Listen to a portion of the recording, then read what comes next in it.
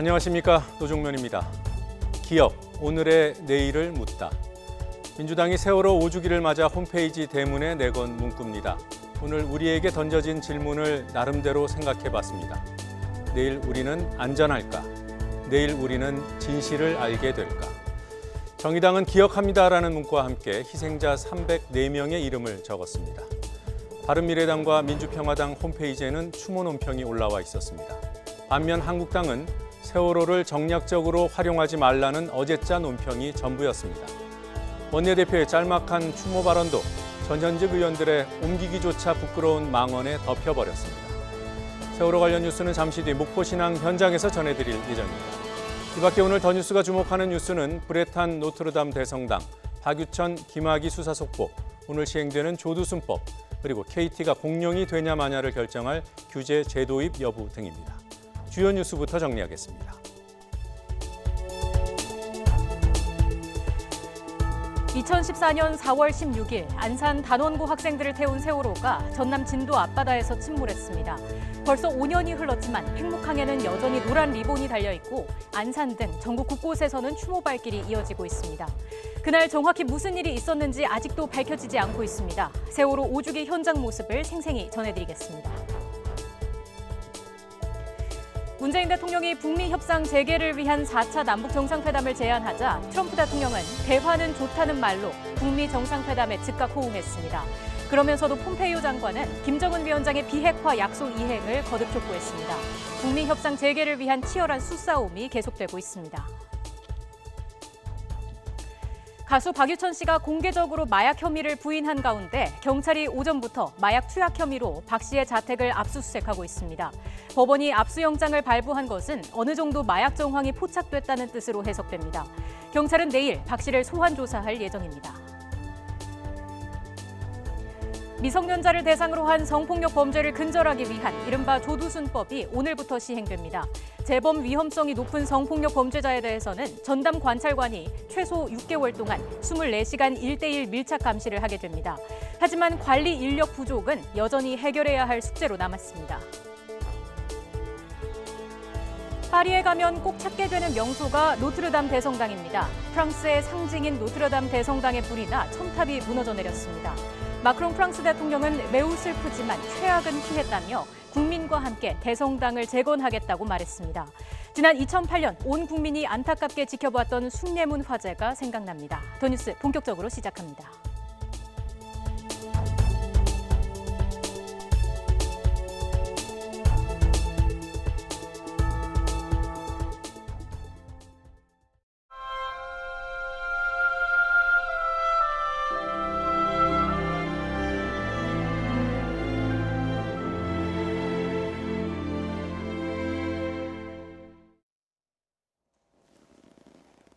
세월호 참사 5주기를 맞아 전국 곳곳에서 노란 추모 물결이 이어지고 있습니다. 침몰해 있는 진실이 인양되기를 바라는 마음은 5년 전보다 더 커진 듯합니다. 세월호가 처참한 모습으로 누워있는 목포 신항에서 세월호 추모 소식 전해드릴 예정입니다. 현장 연결하죠. 네, 이곳은 바다에서 인양이 돼서 세월호가 거치가 돼 있는 목포 신항입니다. 잠시 뒤에요. 오전에 팽목항에 들렀었던 유가족들 일부가 이곳으로 온다고 합니다. 이곳에 오게 되면은 세월호 선체 안쪽으로 들어가 본다고 하는데요. 지금 제 뒤로 보이는 게 2년 전 바다에서 인양이 돼서 이곳으로 옮겨진 세월호 선체입니다. 보시는 것처럼 많이 녹슬어 있죠. 배 거의 모든 부분이 짙은 갈색으로 녹슬어 있고요. 특히 중간 부분, 뒷부분의 부식이 심각합니다. 앞부분에 영어와 한글로 되어 있는 세월이라는 글씨를 통해서 이 배가 그 세월호였구나라는 걸 짐작할 수 있을 정도인데요. 304명의 안타까운 목숨들은 저 녹슨 세월호 안에서 제대로 된 구조 한번 받아보지 못한 채 하늘나라로 떠났습니다. 그래서 그 한이 오늘까지도 더 많이 남아있는 것 아닌가 싶은데요. 자, 우선 현장 두 군데 먼저 연결을 하도록 하겠습니다. 한없는 기다림의 공간이죠. 진도 팽목항부터 가보도록 하겠습니다. 나연호 기자 나와주십시오. 네, 전남 진도 팽목항에 나와 있습니다. 자, 우선 오늘 아침에 세월호 일부 유가족들이 참사 현장인 맹골 수도를 다녀오지 않았습니까? 나인호 기자도 같이 동행 취재했었는데요. 자, 우선 그때 분위기부터 좀 전해주시죠. 네, 그렇습니다. 오늘 아침 9시쯤에 이곳에서 그리 멀지 떨어지지 않은 이 서망항이라는 곳이 있습니다. 그 서망항에서 배를 타고 이 맹골 수도 현장, 이 세월호 이 참사가 5년 전에 일어났던 곳이죠. 이 맹골 수도 현장을 다녀왔습니다. 유가족 24명이 배 두 척을 나눠 탔는데요. 현장까지는 1시간 정도 걸렸습니다. 이 도착해 보니 맹골 수도에는 여전히 세월호라고 써진 이 노란 부표가 눈에 띄었고요. 그리고 사고가 난 바다라고는 믿기지 않을 정도로 잔잔했습니다. 이 도착 전까지만 해도 선실에 차분히 있던 가족들은 이 참사 해역을 보면서 눈시울을 붉혔습니다. 가족들은 하나둘 갑판으로 나와서 헌화하면서 이 희생자들을 기렸습니다. 특히 희생된 아이들 이름을 목 놓아 하나하나 부를 때마다 흐느끼는 소리가 들렸습니다. 아이들에게 인사하며 내년에 또 오겠다고 말하기도 했습니다. 사고 해역에서 30여 분을 추모한 뒤 출발지인 서망항으로 이동했습니다. 가족들은 세월호가 있는 목포신항으로 이동해서 선체 내부를 둘러보며 추모할 계획입니다. 자, 들어보니까 힘든 이별을 또 한 번 바다에서 한 것 같은데요. 자, 모습은 조금 바뀌었지만 진도 팽목항에도 오늘 추모 발길이 계속해서 이어지고 있는 것 같은데요. 그 소식도 전해주시죠. 네, 그렇습니다. 이곳 이 팽목항은 5년 전 세월호 침몰 사고 당시 세월호 희생자들이 이 수습됐던 곳입니다. 그렇기 때문에 이 세월호 가족들에게는 한없는 기다림과 슬픔의 장소이기도 합니다. 전과 마찬가지로 희생자들이 돌아오기를 바라는 마음으로 걸어둔 노란 리본이 방파제를 따라 걸려 있고요. 이 진상 규명과 그리고 책임자 처벌을 요구하는 깃발도 달려 있습니다. 5주기에 맞춰 추모하러 오는 발길도 이어지고 있는데요. 어제 추모 행사에 이어서 오늘은 아침부터 팽목항 인근 12km를 걷는 행사도 열렸습니다. 또 오후 1시 반부터는 추모 의식과 문화제가 계획돼 있습니다. 오늘 오전에는 진도 실내체육관에서 추모식과 함께 국민 안전체험 행사가 열리기도 했습니다. 지금까지 전남 진도 팽목항에서 YTN 나인호입니다. 네, 그리고 안산시에서도 오늘 추모의 물결이 이어지고 있습니다. 특히 오늘 오전에는 단원고등학교 후배 학생들이죠. 추모식을 열고 5년 전에 차가운 바다에서 쓰러져간 선배들을 기억하는 행사를 가졌습니다. 단원고에 나가 있는 중계사를 이번에 연결하겠습니다. 김우준 기자 나와주세요. 네, 안산시 단원고등학교에 나와 있습니다. 자, 세월호 참사 때 학생과 선생님 많은 희생자가 발생했는데, 자, 단원고 그 어느 날보다도 엄숙하고 숙연한 분위기였을 것 같은데요. 자, 관련 소식 전해주시죠. 네, 그렇습니다. 현재 단원고등학교는 야속할 만큼 날씨가 좋습니다. 교정 곳곳에 밝은 햇빛이 비치고 있는데 정말 역설적이게도 오히려 짙은 슬픔이 깊게 배어있는 듯 느껴집니다. 세월호 참사 희생자 대부분은 이곳 안산시 단원고등학교 소속 학생과 선생님들이었습니다. 제가 아침부터 현장을 지키고 있었는데요. 오늘 학생들은 대부분 가방과 교복 옷깃 등에 세월호 리본을 매달고 학교로 들어섰습니다. 아무래도 여느 때보다 엄숙하고 차분한 분위기였습니다.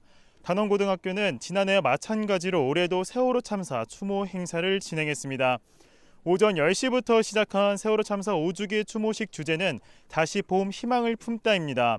단원고 학생회가 직접 기획하고 주도한 추모식인데요. 행사는 본관 4층 강당에서 학생과 교사 300여 명이 모여 진행했는데 추모식에 참석한 대부분이 눈시울을 붉혔습니다. 추모식은 세월호 동영상시청 학생 합창 공연 4.16 유가족 대표 강연수 등으로 진행됐습니다.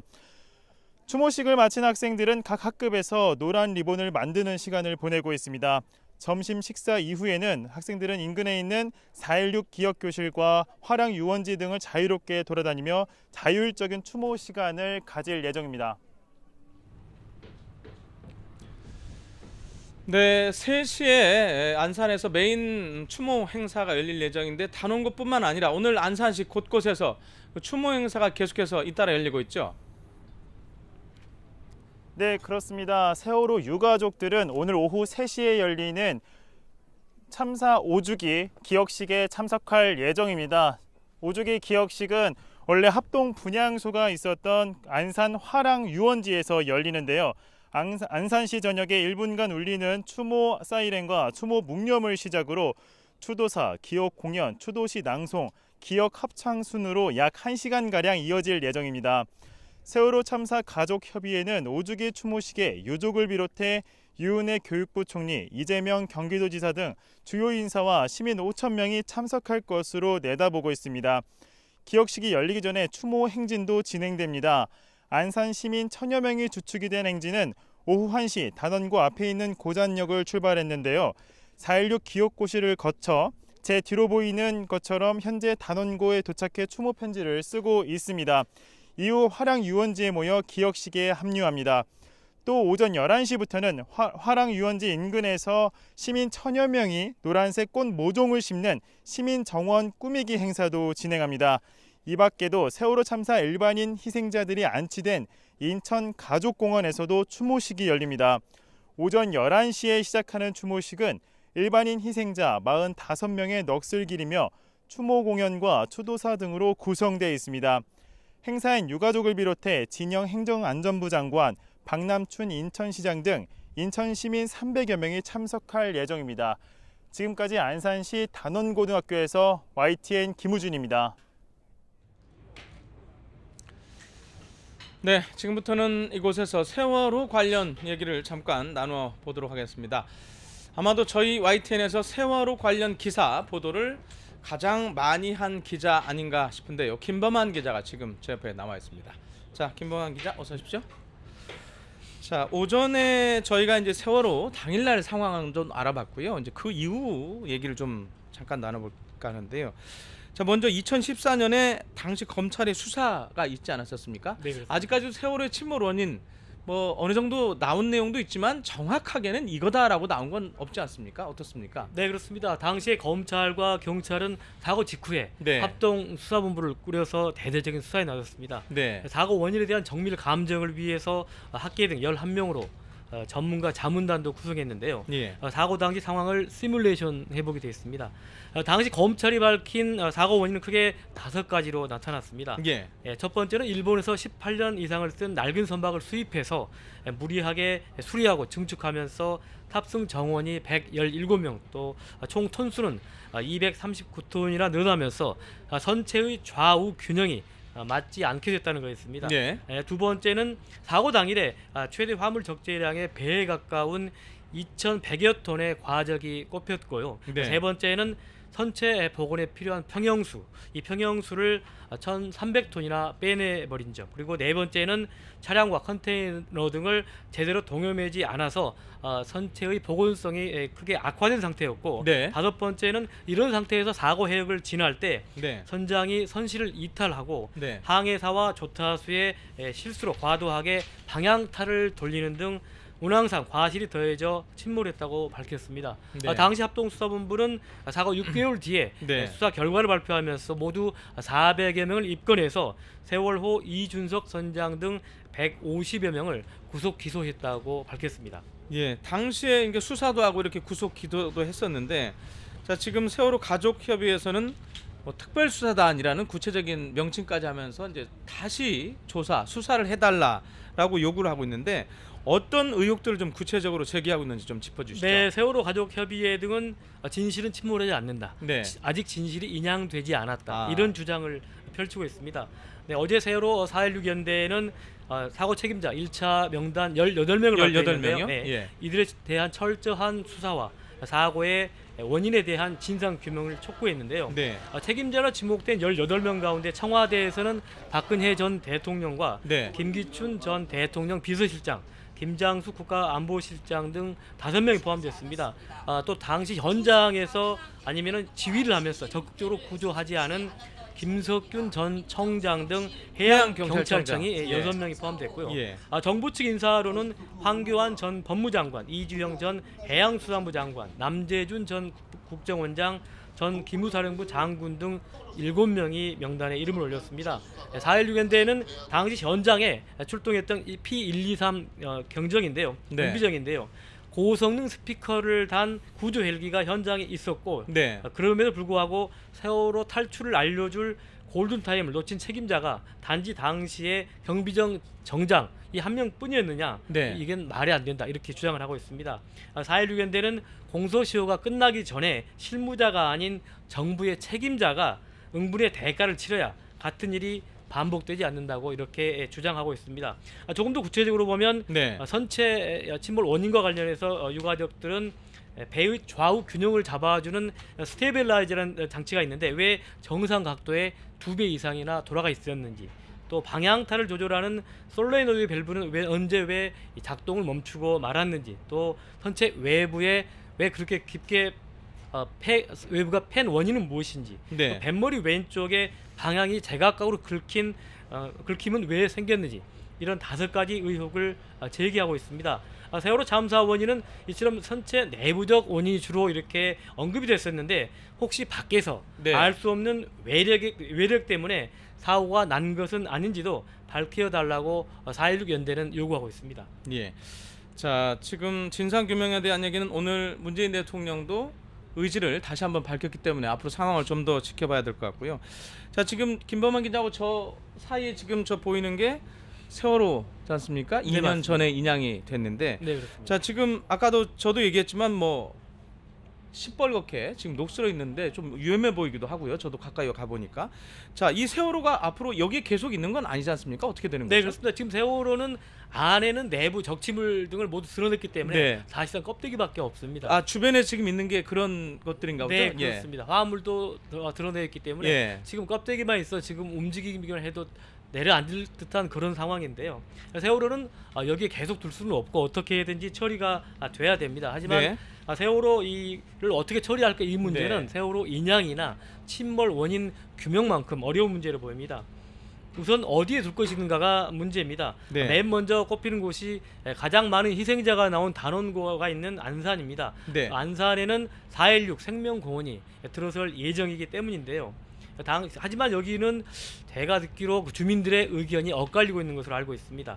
다음으로 희생자들이 실려온 진도 팽목항 부근에 세워지는 국민안전체험관 일대가 거론되고 있습니다. 네. 또 인천과 이곳 목포도 후보지로 거론되고 있는데요. 하지만 트라우마 때문에 세월호 거치 장소를 놓고 지역마다 주민들의 의견이 엇갈리고 있습니다. 네. 세월호 거치 장소는 앞으로 선체조사위원회에서 결정을 하게 될 텐데 여론조사 등을 거쳐서 공론화 과정을 거쳐서 최종 결정될 것으로 보입니다.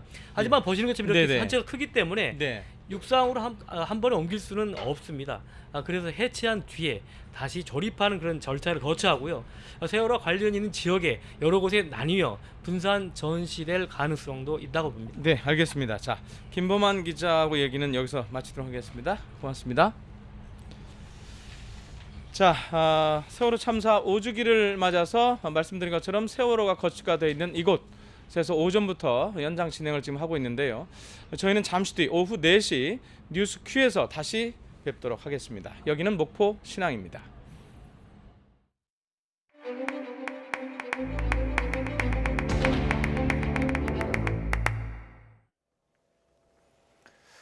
프랑스 가톨릭의 상징이자 세계적인 문화유산인 노트르담 대성당에서 큰 불이 났습니다. 진화 작업이 마무리 단계라고 하지만 아름다운 첨탑과 지붕은 결국 무너져 내렸습니다. 국제부 연결해서 알아보죠. 강태욱 기자. 네, 국제부입니다. 네, 불길은 잡힌 상황이죠. 네, 그렇습니다. 현장에 출동한 소방대원들이 진화 작업에 분투를 벌인 끝에 노트르담 대성당의 불길은 가까스로 잡혔습니다. 지금은 마무리 진화 작업과 내부 확인 작업을 벌이고 있습니다.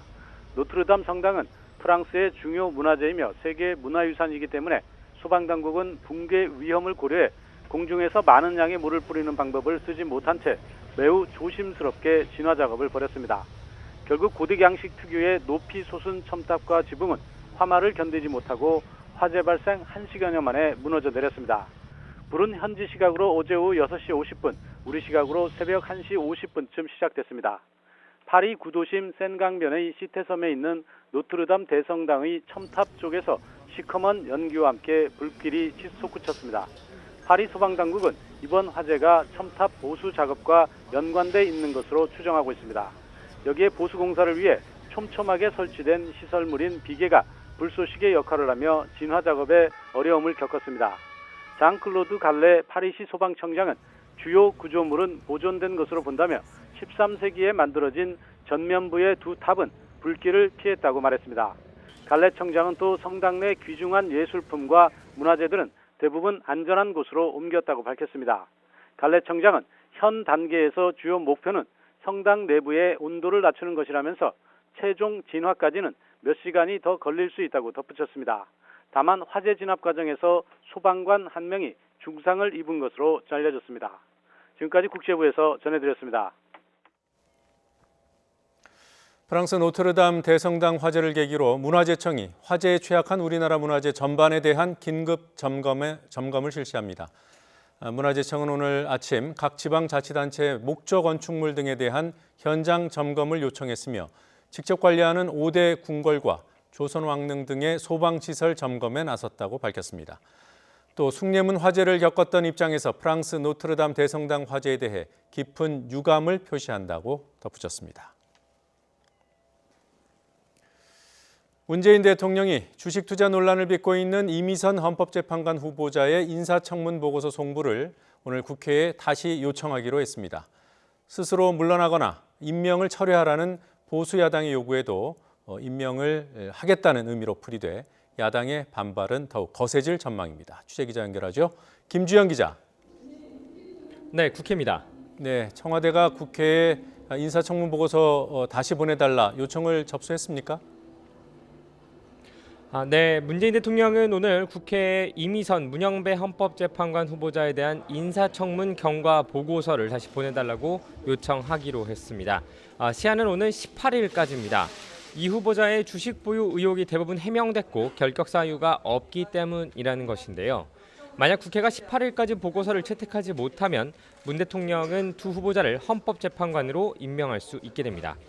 논란이 되고 있는 이미선 후보자에 대해서도 임명 강행 의사를 밝힌 것으로 해석되는데 여야의 반응은 극명하게 엇갈렸습니다. 여당인 더불어민주당은 청와대와 마찬가지로 불법 사실이 확인되지 않은 만큼 임명에 문제가 없다며 이 후보자 엄호에 나섰습니다. 홍영표 원내대표는 한국당을 겨냥해 근거 없는 주장과 인신공격으로 매도하고 있다며 비판했습니다. 홍 원내대표의 말 들어보겠습니다. 검찰 조사에서 혐의가 없다는 결론이 나온다면 어떻게 책임을 질 것인지 묻고 싶습니다. 아니면 말고식의 무책임한 정치 공세로 더 이상 국회를 멈춰 세워서는 안 됩니다. 하지만 야당의 반발은 더욱 거세졌습니다. 자유한국당 나경원 원내대표는 이 정권의 오만과 교만이 절정에 달했다며 지금이라도 이 후보자를 사퇴시키거나 지명을 철회해야 한다고 촉구했습니다. 이어 조금 뒤인 오후 2시부터 긴급 의원총회를 열고 대책 마련에 나설 방침입니다. 나 원내대표의 말 들어보겠습니다. 우리가 이야기하는 것은 내부 정보를 이용한 불법적 주식 거래를 지적한 것입니다. 이 법적인 책임이 있는 사람이 헌법재판관의 자리에 오른다면 과연 제대로 헌법재판관의 자리와 역할을 수행할 수 있겠습니까? 바른미래당 김관영 원내대표도 이 후보자는 부적격을 넘어서 헌법재판관으로서 자격 상실 후보라고 꼬집었습니다. 김 원내대표의 말 들어보겠습니다. 여론조사에서도 이 후보자에 대해서 부적격하다는 평가가 절반을 넘어 55%에 달하고 있습니다. 국민 여론에 정면으로 반하는 임명 강행을 해서는 안 됩니다. 네, 세월호 5주기를 맞았기 때문에 정치권도 추모 분위기가 대부분이겠습니다만 한국당의 전현직 의원들 발언이 논란을 빚고 있더군요. 네, 그렇습니다. 일단 각 정당도 오늘은 세월호 추모 분위기에 모두 동참하고 있습니다. 잠시 뒤 안산 화랑유원지에서 열리는 세월호 참사 5주기 기억식에는 더불어민주당 이해찬 대표와 바른미래당 손학규, 민주평화당 정동영, 정의당 이정미 대표가 참석합니다. 자유한국당 황교안 대표도 인천에서 오전에 개최된 세월호 참사 일반인 희생자 5주기 추모제를 찾아 추모의 메시지를 남겼습니다. 아침 회의에서도 추모의 발언들이 이어졌습니다. 민주당 홍영표 원내대표는 5년이 지났지만 그날의 처참하고 슬픈 기억들이 잊히지 않는다고 밝혔습니다. 한국당 나경원 원내대표와 바른미래당 김관영 원내대표도 고인들의 명복을 빌면서 각각 안전 관련 법안 통과와 철저한 진상 규명을 약속했습니다. 이런 가운데 자유한국당 차명진 전 의원과 정진석 의원은 자신의 페이스북에 세월호 유가족들이 죽은 자식들을 이용한다는 취지의 글을 남겨 논란이 일었는데요. 비난 여론이 들끓자 차 전 의원은 세월호 희생을 정치적으로 악용하는 것 같아 순간적인 격분을 참지 못했다며 세월호 유가족께 머리 숙여 용서를 빈다고 밝혔고 정 의원은 해당 글을 삭제했습니다.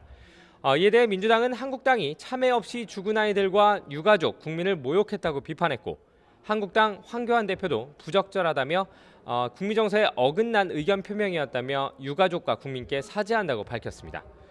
지금까지 국회에서 YTN 김주영입니다. 연일 남북미 정상들의 발언이 관심입니다. 도널드 트럼프 미국 대통령은 대화는 좋다며 3차 북미 정상회담 가능성에 호응했습니다. 하지만 급할 것이 없다면서 또 속도 조절론을 내세웠고 폼페이오 국무장관도 북한의 빠른 비핵화 결단을 촉구했습니다. 워싱턴에서 김희준 특파원이 보도합니다. 미국의 새로운 비핵화 접근법을 촉구하며 3차 북미 정상회담 용의를 밝힌 김정은 위원장. 트럼프 미 대통령이 거듭 긍정적으로 화답했습니다. I have a very good relationship with Kim Jong-un. He just said the other day he looks forward to more talk. Talk is okay. Talk is okay. 하지만 협상을 서두르고 싶지도 그럴 필요도 없다며 속도 조절론을 재확인했습니다. 제재도 그대로 유지되고 있다고 역설했습니다. 3차 북미 정상회담 가능성은 열어두되 북한이 먼저 비핵화 결단을 하라는 뜻으로 해석됩니다. 폼페이오 국무장관도 김 위원장의 3차 정상회담 의지에 감사한다며 북한과 많은 대화가 이뤄지고 있다고 밝혔습니다. 다만 그가 수차례 비핵화 약속을 했다고 환기했습니다. 이어 김 위원장은 연말까지를 원하지만 그보다 더 빨리 이뤄지길 바란다고 말했습니다. 북한의 조속한 비핵화 조치를 전제로 한 협상 재개를 강조한 것으로 풀이됩니다. 북미가 서로의 공을 넘기며 한치 양보 없는 줄다리기를 이어가는 셈입니다. 이런 가운데 미국 언론들은 문재인 대통령이 북미 대화의 동력을 되살리기 위해 남북 정상회담을 제안한 것에 주목했습니다. 하지만 제재의 일부 해제 없이 북한을 움직여 남북 대화를 진전시키기는 어렵다고 내다봤습니다. 결국 북한의 진전된 비핵화 조치와 남북 경협 등 미국의 일부 제재 완화를 끌어내며 양측을 다시금 마주 앉게하는 일이 여전히 쉽지 않은 우리 정부의 과제로 남아 있습니다. 워싱턴에서 YTN 김유진입니다. 문재인 대통령이 중앙아시아 3국 국빈 방문을 위해 7박 8일 일정으로 출국했습니다. 문 대통령은 우선 오늘부터 18일까지 투르크메니스탄을 찾아 베르디 무하메도프 대통령과 정상회담을 하고 우리 기업이 건설한 가스 화학 플랜트를 방문합니다. 두 번째 순방국인 우즈베키스탄에서는 18일부터 21일까지 머물면서 미르지 요예프 대통령과의 정상회담, 또 의회 연설을 수행하고 고려인 동포를 격려하는 간담회와 역사문화 유적지, 사마르칸트 시찰 등을 진행할 예정입니다.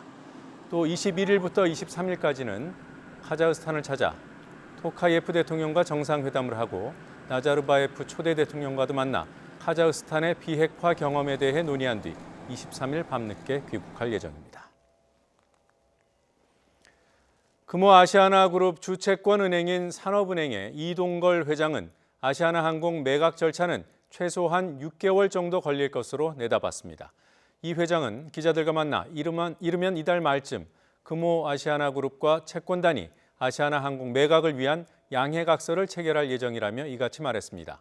또 주관사를 선정해 공개적으로 투명하게 매각 절차를 진행하겠다고 설명했습니다. 매각 형태와 관련해서는 회사 사이의 시너지 효과를 고려하면 아시아나항공과 에어부산, 에어서울 등 자회사를 일괄 매각하는 형태가 바람직하다고 덧붙였습니다. 남양 유업 창업주의 외손 여인 황하나 씨가 자신에게 마약을 권유했고 함께 투약까지 했다고 지목한 가수 박유천 씨. 경찰이 오늘 박 씨의 자택 등을 압수수색했습니다. 내일은 피의자 신분으로 직접 불러서 조사할 계획입니다. 경찰 수사 속보 취재기자 연결해서 알아보겠습니다. 이경국 기자. 네, 사회부입니다. 네, 경찰이 줄곧 마약 혐의를 부인해온 박 씨에 대해 강제 수사에 나섰다고요? 네, 그렇습니다. 경기 남부지방경찰청 마약수사대는 오늘 오전 9시부터 경기도 하남에 있는 가수 박유천 씨의 자택과 차량 등을 압수수색했습니다. 박 씨의 마약 투약 혐의에 대한 증거를 확보하기 위해서입니다. 연인이었던 남양유업 창업주의 외손녀 황하나 씨와 함께 지냈던 곳도 대상에 포함됐습니다. 앞서 황 씨는 마약 투약 혐의로 구속돼 검찰에 넘겨졌습니다. 이 당시 경찰 조사 과정에서 황 씨는 박 씨의 권유를 받고 다시 마약을 투약했다고 진술했습니다. 특히 자신이 잠든 사이 박 씨가 강제로 필로폰을 투약했다고까지 말한 것으로 전해졌습니다. 이에 따라 경찰은 박 씨 역시 마약 투약 혐의 피의자로 입건해 출국 금지 조치하고 관련 정황을 수사해 왔습니다.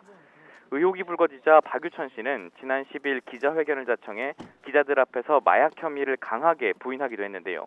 자신은 마약을 권유한 적도 없을 뿐더러 직접 투약한 사실은 더더욱 없다며 결백을 주장했습니다. 이 당시 박 씨의 말 들어보겠습니다. 저를 오해받을 수 있다는 생각에 너무나 무서웠습니다. 나는 결코 마약을 하지 않았는데 나는 이렇게 마약을 한 사람이 되는 건가 하는 두려움도 휩싸였습니다. 네, 내일 오전 10시 박 씨는 경찰에 출석해서 조사를 받기로 했습니다. 경찰 관계자는 오늘 압수한 증거 자료들을 최대한 빨리 분석한 뒤 박 씨를 상대로 구체적인 사실관계 등을 확인할 계획이라고 설명했습니다. 지금까지 사회부에서 전해드렸습니다. 김학의 전 법무부 차관 사건을 재수사하는 검찰 수사단이 당시 청와대의 수사 외압 의혹에 대해 본격 수사에 나섰습니다. 김 전 차관에 대한 첩보를 처음 수집했던 현직 경찰 고위 간부들도 잇따라 소환 조사했습니다. 취재기자 연결합니다. 신지원 기자. 네, 서울 동부지검입니다. 네, 김학의 전 차관의 동영상 첩보를 처음 수집했던 현직 경찰관이 어제 수사단의 첫 조사를 받았다고요? 네, 그렇습니다. 김학의 사건 검찰 수사단은 어제 반기수 경무관과 강일구 총경을 참고인 신분으로 불러 조사한 것으로 알려졌습니다. 지난 2013년 반 경무관은 경찰청 범죄정보과장을, 강 총경은 범죄정보계장으로 김학의 사건을 맡았습니다. 수사단이 외압 의혹과 관련해 현직 경찰 간부를 소환 조사한 것은 이번이 처음인데요. 강일구 총경은 지난 2013년 김 전 차관 임명을 전후해 별장 동영상 관련 첩보를 입수해 내사를 벌였고 반기수 경무관은 당시 직속 상관이었습니다. 특히 강 총경은 김 전 차관 내정 이후 논란이 불거지자 수사팀장을 맡아서 김 전 차관의 성폭행 혐의를 직접 수사하기도 했습니다. 검찰 수사단은 어제 두 사람을 상대로 당시 첩보를 수집해 수사에 착수하기까지의 과정을 물어본 것으로 전해졌습니다. 윗선의 첩보 내용을 언제 어떻게 보고했는지 또 수사에 외압이 있었는지 등을 확인하기 위해서입니다. 당시 김 전 차관에 대한 경찰의 출국 금지 요청을 검찰이 두 차례 기각하는 등 수사를 방해하려 했다는 의혹에 대해서도 살펴볼 것으로 보입니다. 앞서 수사단은 내사 단계부터 경찰을 수사를 지휘했던 이세민 전 경찰청 수사기획관을 두 차례 불러 조사하고 당시 업무 일지를 확보했습니다. 검찰 수사단은 조만간 다른 경찰 간부 등 관계자들을 불러 당시 청와대의 수사 외압 의혹을 조사할 방침입니다. 네, 이런 가운데 사건의 발단이 된 별장 동영상에 대해서 건설업자 윤중천 씨가 언론 인터뷰에서 처음으로 입을 열었습니다. 어떤 내용이었습니까? 네, 건설업자 윤중천 씨는 김학의 전 법무부 차관의 성범죄와 뇌물 의혹 전반에 연루된 핵심 인물입니다. 문제의 별장 동영상 CD를 만들도록 친척에게 부탁하기도 한 것으로 알려졌는데요. 이런 윤 씨가 어제 MBC 탐사보도 프로그램 인터뷰를 통해 동영상 CD 속 남성이 김 전 차관이라는 취지로 처음 언론에 인정했습니다. 당시 검찰이 동영상 속 인물에 대해 김학의가 맞느냐고 물었는데 비슷한 것 같다고 답했다는 겁니다. 또 동영상 촬영 장소에 대해 강원도 원주별장이 맞느냐는 질문에도 역시 비슷한 것 같다고 말했다고 덧붙였습니다. 윤 씨는 또 당시 정권과 검찰이 동영상에 대해 철저히 조사해보라고 하지 않고 숨기려다가 일이 커졌다고 말하기도 했습니다. 김 전 차관은 그동안 별장 동영상 의혹에 대해 자신과 무관하다고 주장해왔는데요. YTN이 별장 동영상의 고화질 원본을 처음 보도하자 반박문을 언론에 배포하면서 법적 대응을 예고하기도 했습니다. 이런 가운데 어제 동영상 속에 김 전 차관과 함께 있는 여성이 자신이라고 주장해온 한 여성이 검찰 수사단에 관련 자료를 제출하기도 했습니다. 수사단은 관련 자료와 진술을 토대로 조만간 윤중천 씨 등 관계자들을 불러 조사할 방침입니다. 지금까지 서울 동부지검에서 전해드렸습니다. 앞으로 미성년자를 대상으로 성범죄를 저지른 범죄자는 출소 뒤에도 1대1로 집중 감시를 받게 됩니다. 내년 말에 출소가 예정된 조두순과 같은 성폭행 범죄자 재범을 막기 위한 이른바 조두순법이 오늘부터 본격 시행됩니다. 김대겸 기자입니다. 지난 2008년 국민에게 크나큰 트라우마를 남긴 이른바 조두순 사건. 조두순은 8살 여자 어린이를 화장실로 끌고 가 무자비하게 성폭행했습니다. 조두순을 엄하게 벌해야 한다는 국민 여론이 들끓었지만 범행 당시 술에 취해 있던 조두순은 심신미약이 인정돼 12년형을 선고받았고 내년 12월이면 출소가 예정돼 있습니다. 지난 2017년 9월 청와대 청원을 계기로 여론은 다시금 들끓었습니다. 하지만 현실의 법 앞에 막혔습니다. 저의 발언에 대해서 매우 실망스러우시겠지만 현행법상으로는 불가능한 점을 어쩔 수 없이 말씀드리겠습니다. 다시는 반복돼서는 안 될 아픈 기억. 지난해 초 조두순의 재범을 막을 이른바 조두순법이 발의됐고 1년 1개월 만인 지난달 28일 국회를 통과해 오늘부터 본격 시행에 들어가게 됩니다. 매년 재범 위험성을 심사하고 필요한 경우 전자발찌 부착 기간도 늘릴 수 있습니다. 특히 재범 위험성이 높은 성범죄자에 대해선 24시간 1대1 집중적인 보호 관찰을 받게 됩니다. 심의위원회에서 대상자로 지정되면 최소 6개월 동안 전담 보호 관찰이 이루어집니다. 3,056명의 전자발찌 대상자 가운데 현재 5명이 전담 보호 관찰 심사 대상입니다. 지정되면 전담 관찰관이 24시간 이동 경로를 감시하고 현장 점검도 나설 예정이지만 관리 인력 문제가 관건입니다. 변경 기간이 1년이라는 점에 한계가 있다는 점, 그리고 1대1 맞춤 보호관찰관 제도는 인력의 문제, 앞으로 해결되어야 될 숙제라고 생각합니다. 조두순 사건 직후 각종 재발 방지책이 쏟아졌지만 최근 4년 동안 전자발찌를 착용하고도 성범죄를 저지른 사건은 270여 건에 달합니다. YTN 김대겸입니다. IPTV로 방송 사업에도 진출해 있는 통신 3사는 지난해 6월까지 유료 방송 합산 규제라는 시장 점유율 규제를 받아왔습니다. 현재는 규제가 풀린 상황이지만 그동안 국회에서 재도입 논의가 있었습니다. 오늘 해당 상임위인 과학기술정보방송통신위 과방위에서 법안 심사를 하는 날입니다. 유료 방송 합산 규제란 IPTV, 케이블 TV, 위성 방송 등 유료 방송 시장에서 특정 사업자가 전체 시장 점유율의 3분의 1을 넘지 못하게 하는 제도입니다. 기준은 가입자 수입니다. 막강한 자금력을 앞세운 통신사들의 유료 방송 시장 독점을 막기 위한 목적이었습니다. 이 규제는 2015년 6월 3년 한시법으로 도입됐고 지난해 6월 일몰됐습니다. 이후 규제를 지속해야 한다는 국회 논의와 법안 발의가 있었고 발의된 법안은 지난 1월 과방위 법안심사소위에 상정되기에 이릅니다. 규제 일몰 이후 유료방송업계는 인수합병 움직임이 활발했지만 규제가 재도입될 수 있다는 불확실성이 공존했습니다. 정부는 규제 재도입에 회의적입니다. 과기정통부는 지난 2월 글로벌 흐름에 맞지 않는다며 합산 규제 폐지가 바람직하다는 입장을 국회에 전달하기도 했습니다. 지난 1월에 상정된 법안은 정의당 추혜선 의원의 규제 2년 연장 법안과 한국당 김석기 의원의 규제 3년 연장 법안입니다. 이 법안들을 놓고 과방위 법안심사소위가 오늘 논의를 진행할 예정입니다. 이 같은 상황에 촉각을 곤두세우는 건 바로 KT입니다. KT의 시장 점유율을 30%를 조금 넘긴 수준이지만 딜라이브와의 합병이 이루어질 경우 점유율은 37.2%가 돼서 규제가 재도입될 경우 합병을 할 수 없게 됩니다. 규제 재도입을 지지하는 의원들은 KT에 속해 있는 스카이라이프는 공공성이 강한 위성 방송인 만큼 독립시켜야 규제 필요성이 적어진다고 주장합니다. 하지만 KT는 반대 입장이어서 결국 스카이라이프 문제가 규제 재도입 여부의 중요한 변수입니다. 노웅래 과학기술정보방송통신위원회 위원장은 어제 더 뉴스에 출연해 오늘 법안 소위에서 결정이 날 것이라고 말했습니다. 다시 들어보시죠. 이제 법안 소위가 열려서 이제 결정을 하겠지만 아마도 유료 방송 시장의 발전이라는 큰 방향에서 하여튼 뭐 결정을 하고 시장의 불확실성을 최소화하는 방향에서 아마 결론을 낼 거라고 보고요. 노 위원장의 발언에서 알 수 있듯이 규제 부활이 쉽지 않은 상황입니다. 만일 오늘 법안 소위에서 규제가 재도입되지 않는 쪽으로 결론이 난다면 KT의 몸불리기는 가속될 것으로 보입니다.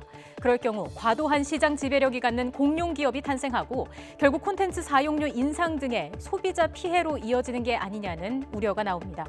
이와는 별개로 위성방송 스카이라이프의 공공성 강화 역시 과제로 남게 됩니다.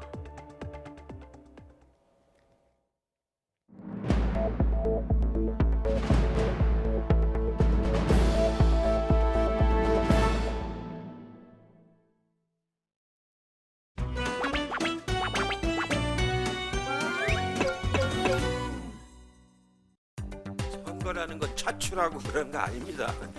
본인이 이제 정치적인 의지를 가지고 그 정치를 하겠다면 이제 하는 것이고, 어디 사람을 뭐 차출해다 이렇게 쓰고, 저도 정치를 오래 했지만 그런 표현은 그 적절치 않고요. 본인이 의지가 있느냐 없느냐가 제일 중요한 거라고 생각을 해요. 선거라는 건 차출하고 그런 거 아닙니다. 오지랖 운운하며 공개적으로 모욕을 한 북한에 이번만큼은 문 대통령이 단호하게 대처하지 않을까 이런 기대를 했습니다만 역시는 역시였습니다. 결국 우리는 문재인 대통령의 희망회로만 볼 수 있었습니다. 문재인 대통령의 심각한 회담 중독만 확인되었습니다. 회담만 100번, 1000번 한다고 해서 비핵화가 되는 것이 아닙니다. 역시는 역시였습니다. 문재인 대통령의 희망회로만 볼 수 있었습니다. 지금 우리 당은 죽어가고 있습니다. 근데 지금 우리 당에 필요한 것은 죽어가는 환자 연명치료하듯 하는 그런 방법이 아닙니다. 완전히 다시 태어나야 한다는 것입니다. 우리가 당무를 거부하는 게 아니라 당을 살리기 위해서 정말 절절히 호소를 하는 것입니다. 지도부 총사퇴하고 우리 당의 판을 완전히 새롭게 짜자. 지금 우리 당은 죽어가고 있습니다.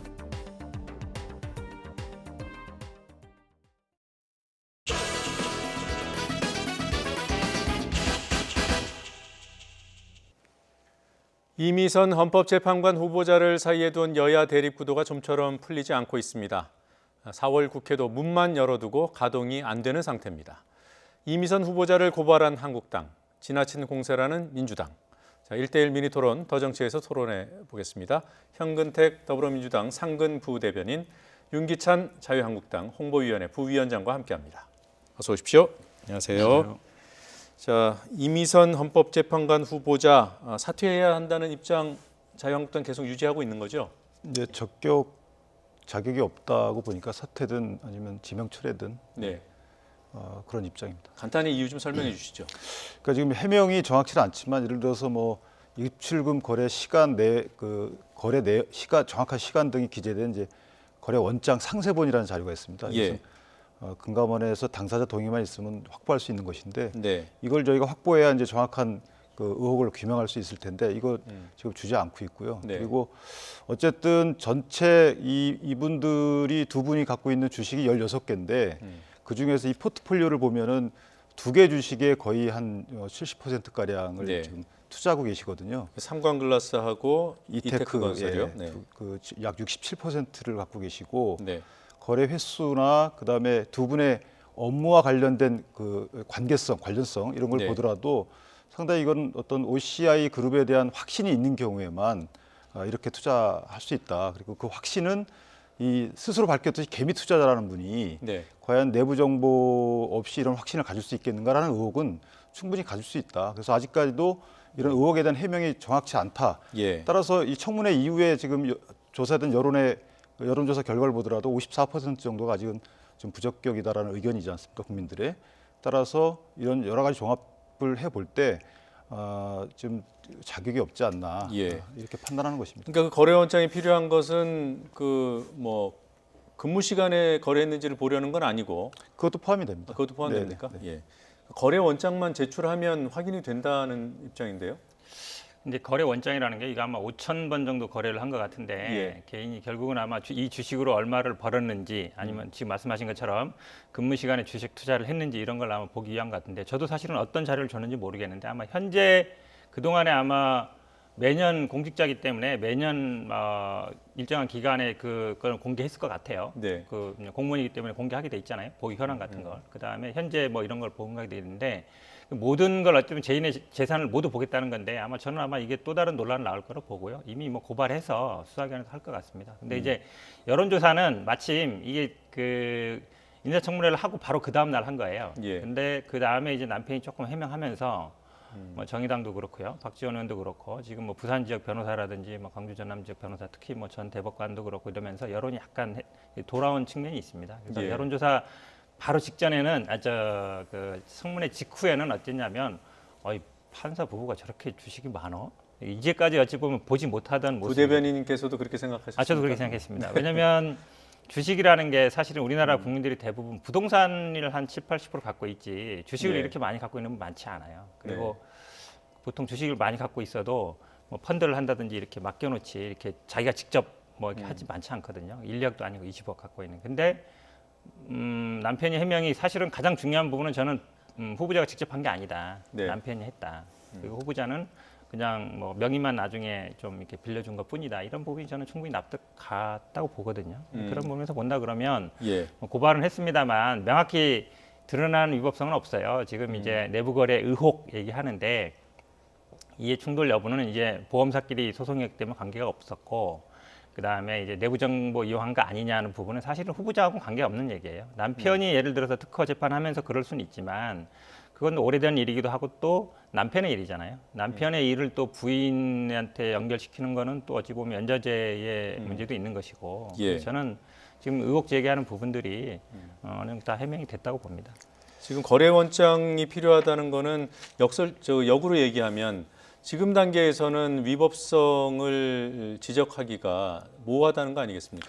그 저희가 이 청문회장이라는 것이 사실은 이제 수사기관 내지 재판기관이 아니기 때문에 예. 위법성을 밝혀내는 것은 그럴 만한 어떤 제도적 장치가 없습니다. 그래서 이런 의혹에 대해서 어떻게 보면 의혹이 제기됐으면 그 청문을 받는 분이 이 예. 의혹이 합리적으로 이제 해소됐다라는 정도의 해명과 근거 자료를 제시하는 것이 그게 청문회의 원래 기본 취지거든요.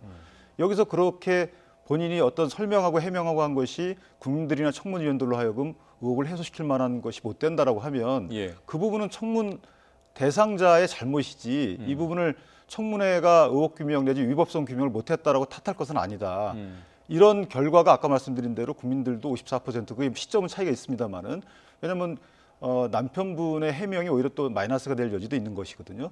그래서 이런 종합적인 걸로 보면 의혹에 대한 해명이 충분치 않다라고 평가하는 것이 오히려 맞다 저는 이렇게 생각합니다. 예. 거래원장 제출 요구는 청문회 때 한 겁니까? 아니면 청문회 끝난 다음에? 청문회 때 했어요. 청문회 때 했고 그때 본인이 거부했나요?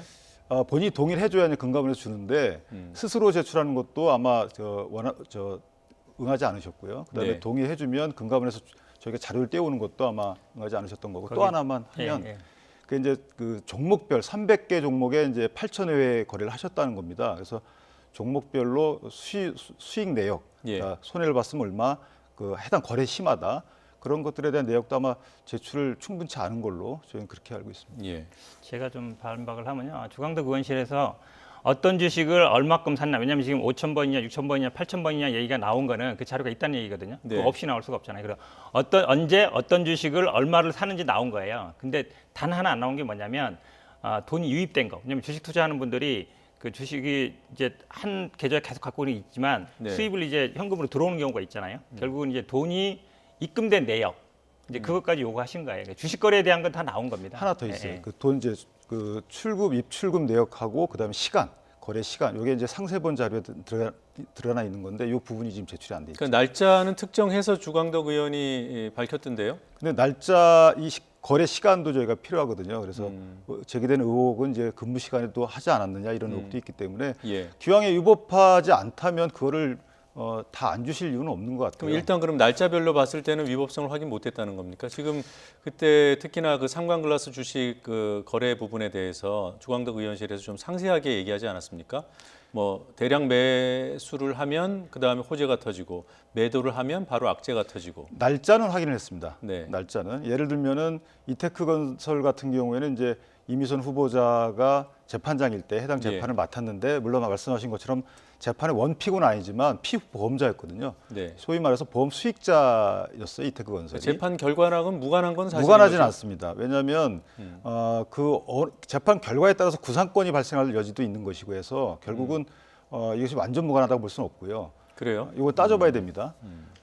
근데 이제 그 소장이 접수된 이후에 처음 이테크 건설에 대해서 거래를 시작합니다. 이미선 후보자께서. 그러니까 그 이전엔 남편분이 2015년도부터 또는 뭐 2004년도부터 했다는 설도 있지만 어쨌든 그 이전에 주식을 보유하고 계세요. 이테크 건설을. 그런데 재판을 2017년도 1월 달에 소장 접수된 걸 맡은 이후에 본인도 거래를 하기 시작해요. 그래서 이 부분도 어떻게 보면은 거래 시점이 다소 좀 오해를 살 만한 시점 아닙니까? 그래서 이 부분도 저희가 의혹 제기를 하는 거예요. 그런데 시간을 보자는 거죠. 지금 이제 그 당시에는 법관으로 열심히 일을 하고 계셨을 때이기 때문에 그럼 거래 일자가 아니고 거래 시간도 좀 보자. 근데 이 거래 시간에 대해서는 지금 안 보여주시는 거죠. 그게 혹시 그 남편이 거래했다는 것을 입증할 수 있는 자료가 되지 않을까요? 그러니까 지금 이제 이테크 건설 계속 사실은 그 후보자 관련된 건 이테크 건설과 관련된 보험회사였어요. 근데 이테크 건설의 하청 업체가 공사를 하다가 이제 무슨 군자에너지가 그렇죠. 아닙니다. 다른 회사입니다. 하청 회사가 공사를 하다가 무슨 전선을 건드렸는데 그걸로 이제 정전이 돼서 손해배상을 하게 됐는데 그렇게 돼서 그 하청업체의 보험회사와 이테크건설의 보험회사이던 보험회사끼리 이제 그 손해배상에 대한 비율 문제였기 때문에 한마디로 얘기하면 교통사고가 나면 서로 보험회사끼리 이걸 물어주거든요. 그러면 이제 회사의 이해관계라는 건 만약 과연 보험료가 올라가느냐 우리 같은 경우에 그 정도 문제인데 사실은 이 사건에서는 보험료 올라갈 문제는 없었던 거예요. 그러니까 우리 자동차 보험 사고 났는데 자동차 보험회사가 피해자한테 물론 이제 그 보험 운전자한테 구상하는 경우는 뭐 예를 들어 음주운전이라든지 아니면 범죄 행위에 해당되는 경우 모르겠는데 일반적인 그런 경우는 보험회사가 그 운전자에게 구상하는 경우 없거든요. 이 사건도 마찬가지입니다. 그리고 나머지 지금 어찌 보면 후보자 문제하고 남편 문제를 막 섞어서 지금 얘기하고 있어요. 얘기하고 있는데 남편은 지금 말씀하신 것처럼 이제 특허법원 판사로 있을 때 뭐 예를 들어서 특허 재판을 담당했던 주식을 샀다든지 이런 문제든지 그 다음에 말씀하신 것처럼 업무 시간에 했을 수 있고 이런 부분들은 저는 뭐 그건 별개의 문제라고 봅니다. 후보자 문제는 아니거든요. 그러니까 후보자와 관련해서 이테크 건설 재판을 맡았던 건 사실이지만 제가 알기로는 그 이테크 건설이 지금 설명해 주신 그대로 보험회사로부터 보험금을 받았고요. 피해를 당해서. 근데 그 보험사가 그 사유를 일으킨 A라는 회사를 상대로 구상권 청구를 한 소송 아닙니까? 이게 이제 소송에 보니까 군장에너지라는 회사가 이것도 이제 그 OCI 그 계열사 같아요. 군장에너지 경영 분리는 돼 있고요. 삼광글라스 계열사입니다. 그러니까 군장에너지라는 회사가 아시아 시멘트라는 데에다가 그 아마 폐열 그걸 회수하는 이런 계약을 체결해서 거기다 시설을 해줘야 되나 봅니다. 그 시설을 이테크 건설에 이제 도급을 한 거예요.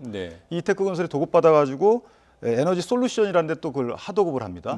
에너지 솔루션은 이제 그 대용 화물이라는 이런 회사에 기중기 계약을 했나 봅니다. 근데 기중기 이게 이제 사고를 좀 일으킨 거죠. 이런 경우에 이 아시아 시멘트와 관련된 여기에 돈이 지급이 되는데 이게 이제 제3자 보험 계약이라 그래서 보험 계약 당사자 이외에 수익자가 따로 있는 겁니다. 이런 경우에 이걸 구상권 행사 한 게 정당하자 여부와 관련해서 그거는 원래 보험 계약에 따른 것이지 구상의 대상이 아니다 이런 거거든요.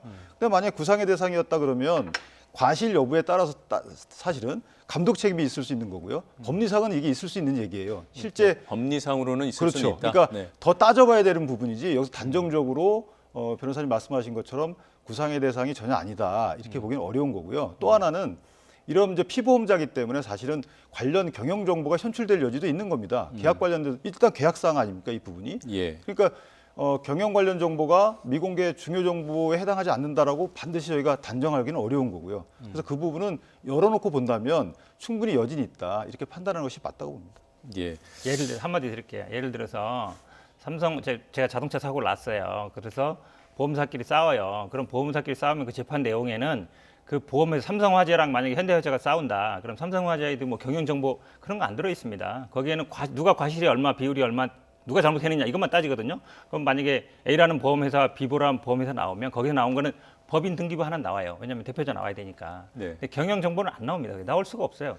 누가 얼마큼 잘못했냐, 과실 비율 따지는 거기 때문에 거기에 무슨 경영정보가 나오겠습니까? 근데 이게 일단 이테크 건설과 군장에너지와 아시아 세미한테 사이에 계약 관계가 일단 경영 정보 아닙니까? 자, 일단 그 법조인이시니까 그 사건이요. 뭐 다 거두절미하고 아까 이론적으로는 이테크 건설도 당사자 영향이 미칠 수 있다고 했습니다만 그 현실적인 부분은 그런 좀 다른 것 같고요, 그렇죠?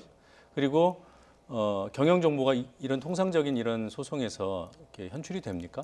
이게 이제 아까 말씀드린 대로 이 이미선 후보자께서 본인이 주식을 남편분이 갖고 있다고 해서 이 재판을 올바르지 않게 했다는 위험성을 저희가 말씀드린 건 아니고요. 예. 금방 말씀하신 것처럼 이러한 사건의 사실관계를 살펴보다 보면 또는 양측의 주장을 살펴보다 보면 미공개 정보에 해당할 수 있는 경영 정보가 포함돼 있고 그 중에 하나가 아시아시멘트와의 군장에너지와의 계약관계, 그다음에 액수, 또 군장에너지와 이테크 간의 계약관계 이것도 사실 중요한 경영 정보예요. 외부에 공표되지 않은. 따라서 이걸 보고 이 회사의 실적이 어느 정도 되는구나.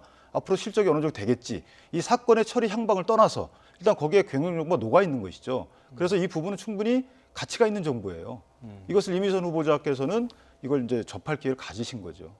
이 지적에는 동의하십니까? 저는 동의하기 어려운 게요. 예를 들어서 자동차 보험에 비교해서 죄송합니다만 만약에 자동차 보험 계약 관계가 있어요. 네. 물론 뭐 그 회사의 금액이 얼마인지 모르겠지만 우리가 만약에 보험 관련 재판을 하면 그런 보험 계약을 했다. 그다음에 그 보험 계약을 하기 위한 어떤 전제 조건, 자동차를 내가 갖고 있다. 이 정도거든요. 사실은 그 회사의 중요한 계약은 공시가 되는 것이고 사실은 보험회사끼리 다투면 거기에서 사실 중요한 부분은 말씀처럼 사고가 왜 났는지 누구 잘못이냐 따시는 것이지 거기에서 계약관계 같은 그렇게 중요한 내용은 아닐 거라고 봐요. 계약을 체결했다. 이거에 대해서 양쪽이 보험계약을 체결했다는 내용 그것만 나오면 되거든요. 그 다음에는 이 사고의 원인으로 들어가는 것이지 그게 무슨 경영정보의 중요한 내용이 될 거라고 생각합니다. 그리고 한 가지만 제가 더 말씀드리면 군장에너지와 삼광글라스 간의 어떤 뭐 그건 수백억이지만 유연탄 공급 계약이 이게 중요한 경영 정보로 평가되지 않습니까? 그거는 실적이기 때문에. 따라서 이 부분도 이것이 만약에 알려지지 않은 것이라면 아시아시멘트 간에 두 단계에 걸쳐서 하도급이든 도급이든 이런 계약 관계는 경영 정보에 해당을 하는 겁니다. 이것이 이제 미공개냐 중요 정보냐는 또 다른 평가의 대상이지만 일단 경영 정보에 해당하는 것이죠. 이 부분. 자, 이게 상방글라스는 그러니까 추가 매수를 한 다음에 뭐 1주인가요? 2주 있다가 그 무연탄 공급 계약 공시가 떴죠. 네. 그리고 이제 좀 올랐다 그래요. 근데 그 부분을 미리 그럼 공시 정보를 그 이미선 후보자나 그 남편이 입수해야 그게 이제 내부 정보로 가지고 거래한 게 되지 않습니까? 그렇죠. 일단 그런 의혹을 저희가 제기하는 것인데요. 예를 들면 이제 호재성 정보라고 저희가 평가를 한다면 그 정보가 공시되기 이전에 이미 이제 매수를 하고 그다음에 공시된 이후에는 이제 저희가 뭐 상투라고 이제 충분히 올랐다고 하는데 그때는 주로 이제 팔게 되죠. 그 팔고 난 이후에는 또 이제 악재성 어떤 이슈가 있고 이런 게 조금 반복됐다는 겁니다. 그래서 일반적인 개미 투자자의 투자 형태하고 좀 다르다. 그렇기 때문에 좀 미공개 정보가 어느 정도 활용이 될 그 의혹이 있는 거 아니냐 이렇게 이제 충분히 제기할 수 있는 거죠. 이렇게 의혹 살 일을 안 했으면 어땠을까요? 그렇죠. 그게 가장 좋은 방법이죠. 왜냐하면 사실은 현재 이게 조금 약간 제도적인 허점이죠. 지금 제도상으로도 보면 이제 고등법원 부장판사, 검사장 이상들은 이제 주식 투자를 못하게 돼 있어요. 근데 그 이하에는 규정이 없거든요. 현재도 근데 판검사들이 그럼 주식 투자를 하지 말아야 되느냐? 이제 현재 이제 법관 윤리 강령 같은 경우 보면 어떤 경제적인 이득을 취할 경우 이해관계 있을 경우는 회피하게 돼 있는데 그게 뭐 처벌 규정은 없습니다. 그러다 보니까 문제가 생긴 건데 근데 이 부분은 또 저희 반박 안 할 수 없어요. 왜냐하면 이 군장에너지 이슈는 이 전문가들이 보니까 이 뭐 삼광글라스나 아니면 이테크 건설에 대해서 어떤 데는 19번 아니면 4번씩 2004년에서 2018년 사이에 보니까 이 증권 하시는 분들은 대부분 알려진 사항이고 증권회사에서 매수 권유를 많이 했다는 거예요. 그때도 보면 다들 군장에너지가 앞으로 상장될 것이다. 어찌 보면 그러니까 보통은 안 알려져 있지만 주식하는 분들 사이에는 많이 알려져 있고 증권 전문가들도 이미 그건 다 알려진 내용이다. 이렇게 얘기하고 있거든요. 그래서 뭐 주식을 하는 분들 사이에서는 이 전문가들은 그 정도 갖고는 내부 정보를 하기 어렵다라는 게 대체적인 의견인 것 같습니다. 그 당시에 삼광글라스를 거래한 것이 그 계열사로 있는 군장에너지가 지금 비상장인데 상장됐을 경우에 그 호재가 터진다고 하잖아요. 그걸 염두에 두고 거래를 한 것인지 지금 의문을 제기하신 대로 내부 정보를 미리 호재성 정보를 획득을 해서 미리 사둔 것인지 그건 지금 뭐 지금 이 단계에서는 밝힐 수는 없는 거죠. 사실 확정은 어차피 이제 법원이 하게 되는 것이고요. 지금은 사실 확정할 수는 없고 다만 상장설을 기대했다 그러면 상장설이 이제 여기 밝혀집니다. 상장설이 이미 미공개에서 공개로 전환이 돼요. 그 이후에도 또 비슷한 양상을 보이신 게 있죠. 뭐 한정 의견 때문에 거래 매매 정지, 그때도 이미 이분은 그 전에 팔아요. 그다음 매매 정지 되고 거래 재개가 된 뒤에 싸게 또 많이 삽니다. 예. 이런 형태를 볼 때 상장 어떤 가능성만 보고 투자한 것은 또 아니다라는 의혹이 있을 수 있는 거예요. 지금 뭐 수천 번 거래를 했다는데 그런 식으로 좀 공교롭게 맞아 떨어지는 사례를 뽑아낼 수도 있지 않을까요? 뭐 물론 그럴 수 있는데요. 그 거래량과 거래 기간과 또 하나는 뭐냐면 저희가 이제 미공개 정보를 이용하고 그 해당 정보가 영향을 미치는 거래 행태에는 보유도 있을 수 있는 겁니다. 매도, 매수, 보유도 있을 수 있는 거거든요. 그래서 이 부분은 저희가 이제 의혹 제기 수준이지만 실제 이런 행태로 되는 경우는 상당히 그렇게 많지는 않은 경우입니다. 자, 일단 뭐 고발을 한 상태이기 때문에 한 번만. 이건 지금 수사를 해야 될 상황이라 수사 대상이기 때문에 여기서 결론은 못 내릴 것 같습니다. 자, 그나저나 지금 어제도 의사 일정 합의를 못 했어요. 계속 그럼 이미선 후보자 건 때문에 계속 문 닫고 가는 건가요, 국회는?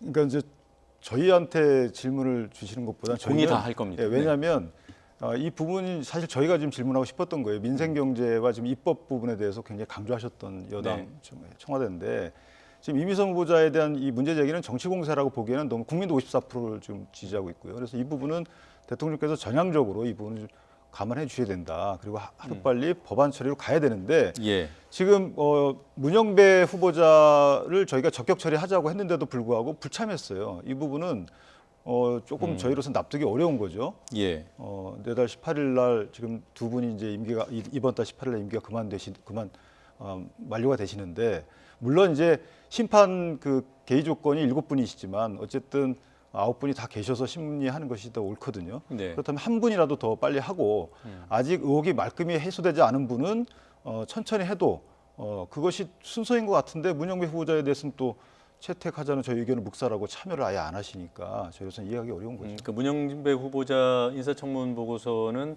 이미선 후보자랑 반드시 같이 해야 되는 거였나요? 일단 임기가 같이 끝나기 때문에요. 같이 임명되는 게 맞고요. 그다음에 지금 이미선 후보자 같은 경우에는 일단 여성이고 40대이기도 하지만 일단 지방대 출신이라는 게 저는 다양성 면에서 굉장히 중요하다. 우리 그동안 헌법재판관이라든지 대법관들이 대부분 뭐 약간 주류 사회라고 얘기할 수 있는 사람들이 많이 이루어졌기 때문에 그리고 약간 보수적이었습니다. 이분이 약간 진보적이었고요. 그런 면에서 우리 이번에 사실 낙태죄가 위헌 나온 것도 그런 면이 많이 작용했거든요. 그런 타고 본다 그러면 어쨌든 임기에 맞춰서 임명해 주는 게 맞다. 그리고 제가 아까 말씀드리고 싶었던 거는 그런 거예요. 만약에 거래 정지 알았으면 다 팔죠. 이 사람 다 안 팔았거든요. 왜 또 글로 갑니까? 왜 그러냐면 그 부분이 굉장히 중요한 포인트이기 때문에 보통 알았다 그러면 전략 매각하거든요. 이분이 나중에 예를 들어서 인사청문회 받을 게 예상했다든지 그렇게 아니라면 미공개 만약에 거래 정지될 거 알았다. 그럼 누가 갖고 있겠습니까? 당장 팔아버리니까. 근데 실제 주식하시는 분들은요. 금감원에 그 시스템이 있어요. 그래서 거기에 딱 걸리기 때문에 미공개 정보를 활용했다는 인상을 주지 않는 매매 패턴을 보입니다. 그래서 그 부분은 제가 나중에 따로 설명드리겠습니다. 어느 쪽으로든 다 농고가 구성이 가능한 부분인 것 같아요. 상황을 가정하고 농고 구성을 한다면 뭘 못하겠습니까? 지금 단계에서는 사실 확인을 못한다는 것 정도 확인하고 넘어가죠. 자, 문재인 대통령이 이제 인사청문 보고서 채택을 해서 다시 보내달라고 요청한 시점이 보니까 18일이더라고요. 네네.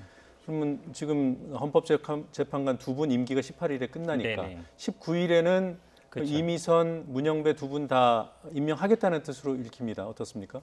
근데 당연히 그렇게 보는 게 맞는 것 같습니다. 왜냐하면 임기 헌법재판소라는 게 일단 국가의 중요한 기관이고요. 대부분 그동안 대법원이든 헌법재판소든 임기 만료에 맞춰서 대임명돼 왔습니다. 대부분. 그거에 맞췄다 그런다면 아까 말씀처럼 기본적으로 또 7명이 있어야 이 재판이 가능하거든요. 근데 대부분 한 명이라도 비면 좀 문제가 생기기 때문에 어쨌든 19일에 임명할 것으로 보고 있습니다. 이게 청문보고서 채택 안 할 걸로 보고요, 그렇죠? 문영배 후보자 따로 하는 거는 민주당이 안 하겠다고 하는 거고, 또 이미선 후보자에 대한 청문보고서 채택은 한국당이 못 하겠다는 거고요. 바른미래당도 마찬가지인 것 같고. 자, 이런 상황에서 19일에 임명이 된다면 국회는 어떻게 되는 겁니까? 협상의 여지가 늘 있겠지만요. 저는 특히나 헌법재판관처럼 이렇게 그 헌법기관에 대해서는 대통령께서 조금 더 고민을 좀 해주셔야 된다.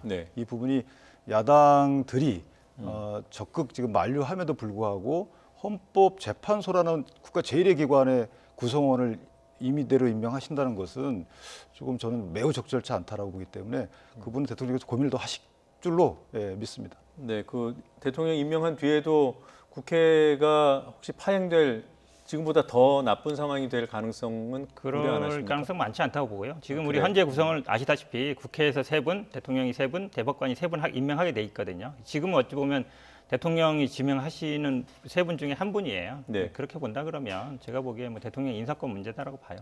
국회에서 임명할 때는 당연히 조금 더 철저하게 이제 검증을 하는 게 맞다고 봅니다. 네, 알겠습니다. 자, 지난 주말 사이에 이제 남편 오충진 변호사인가요? 네, 그분이 이제 적극적으로 반박에 나섰습니다. 네. 일부에서는 뭔가 반박을 하니까 그 뭐 설명이 이해된다는 분들도 있고요. 일부는 왜 후보자가 있는데 남편이 나선 이런 지적도 있더군요. 어떻게 생각하십니까? 후보자는 모르기 때문에. 후보자가 직접 주식을 한 게 아니고 제가 봐서도 아마 남편이 한 것 같아요. 네. 지금 얘기를 하는 거 보면 남편 얘기를 하는 거 보면 굉장히 구체적인데 네. 후보자는 저 그냥 맡겼습니다.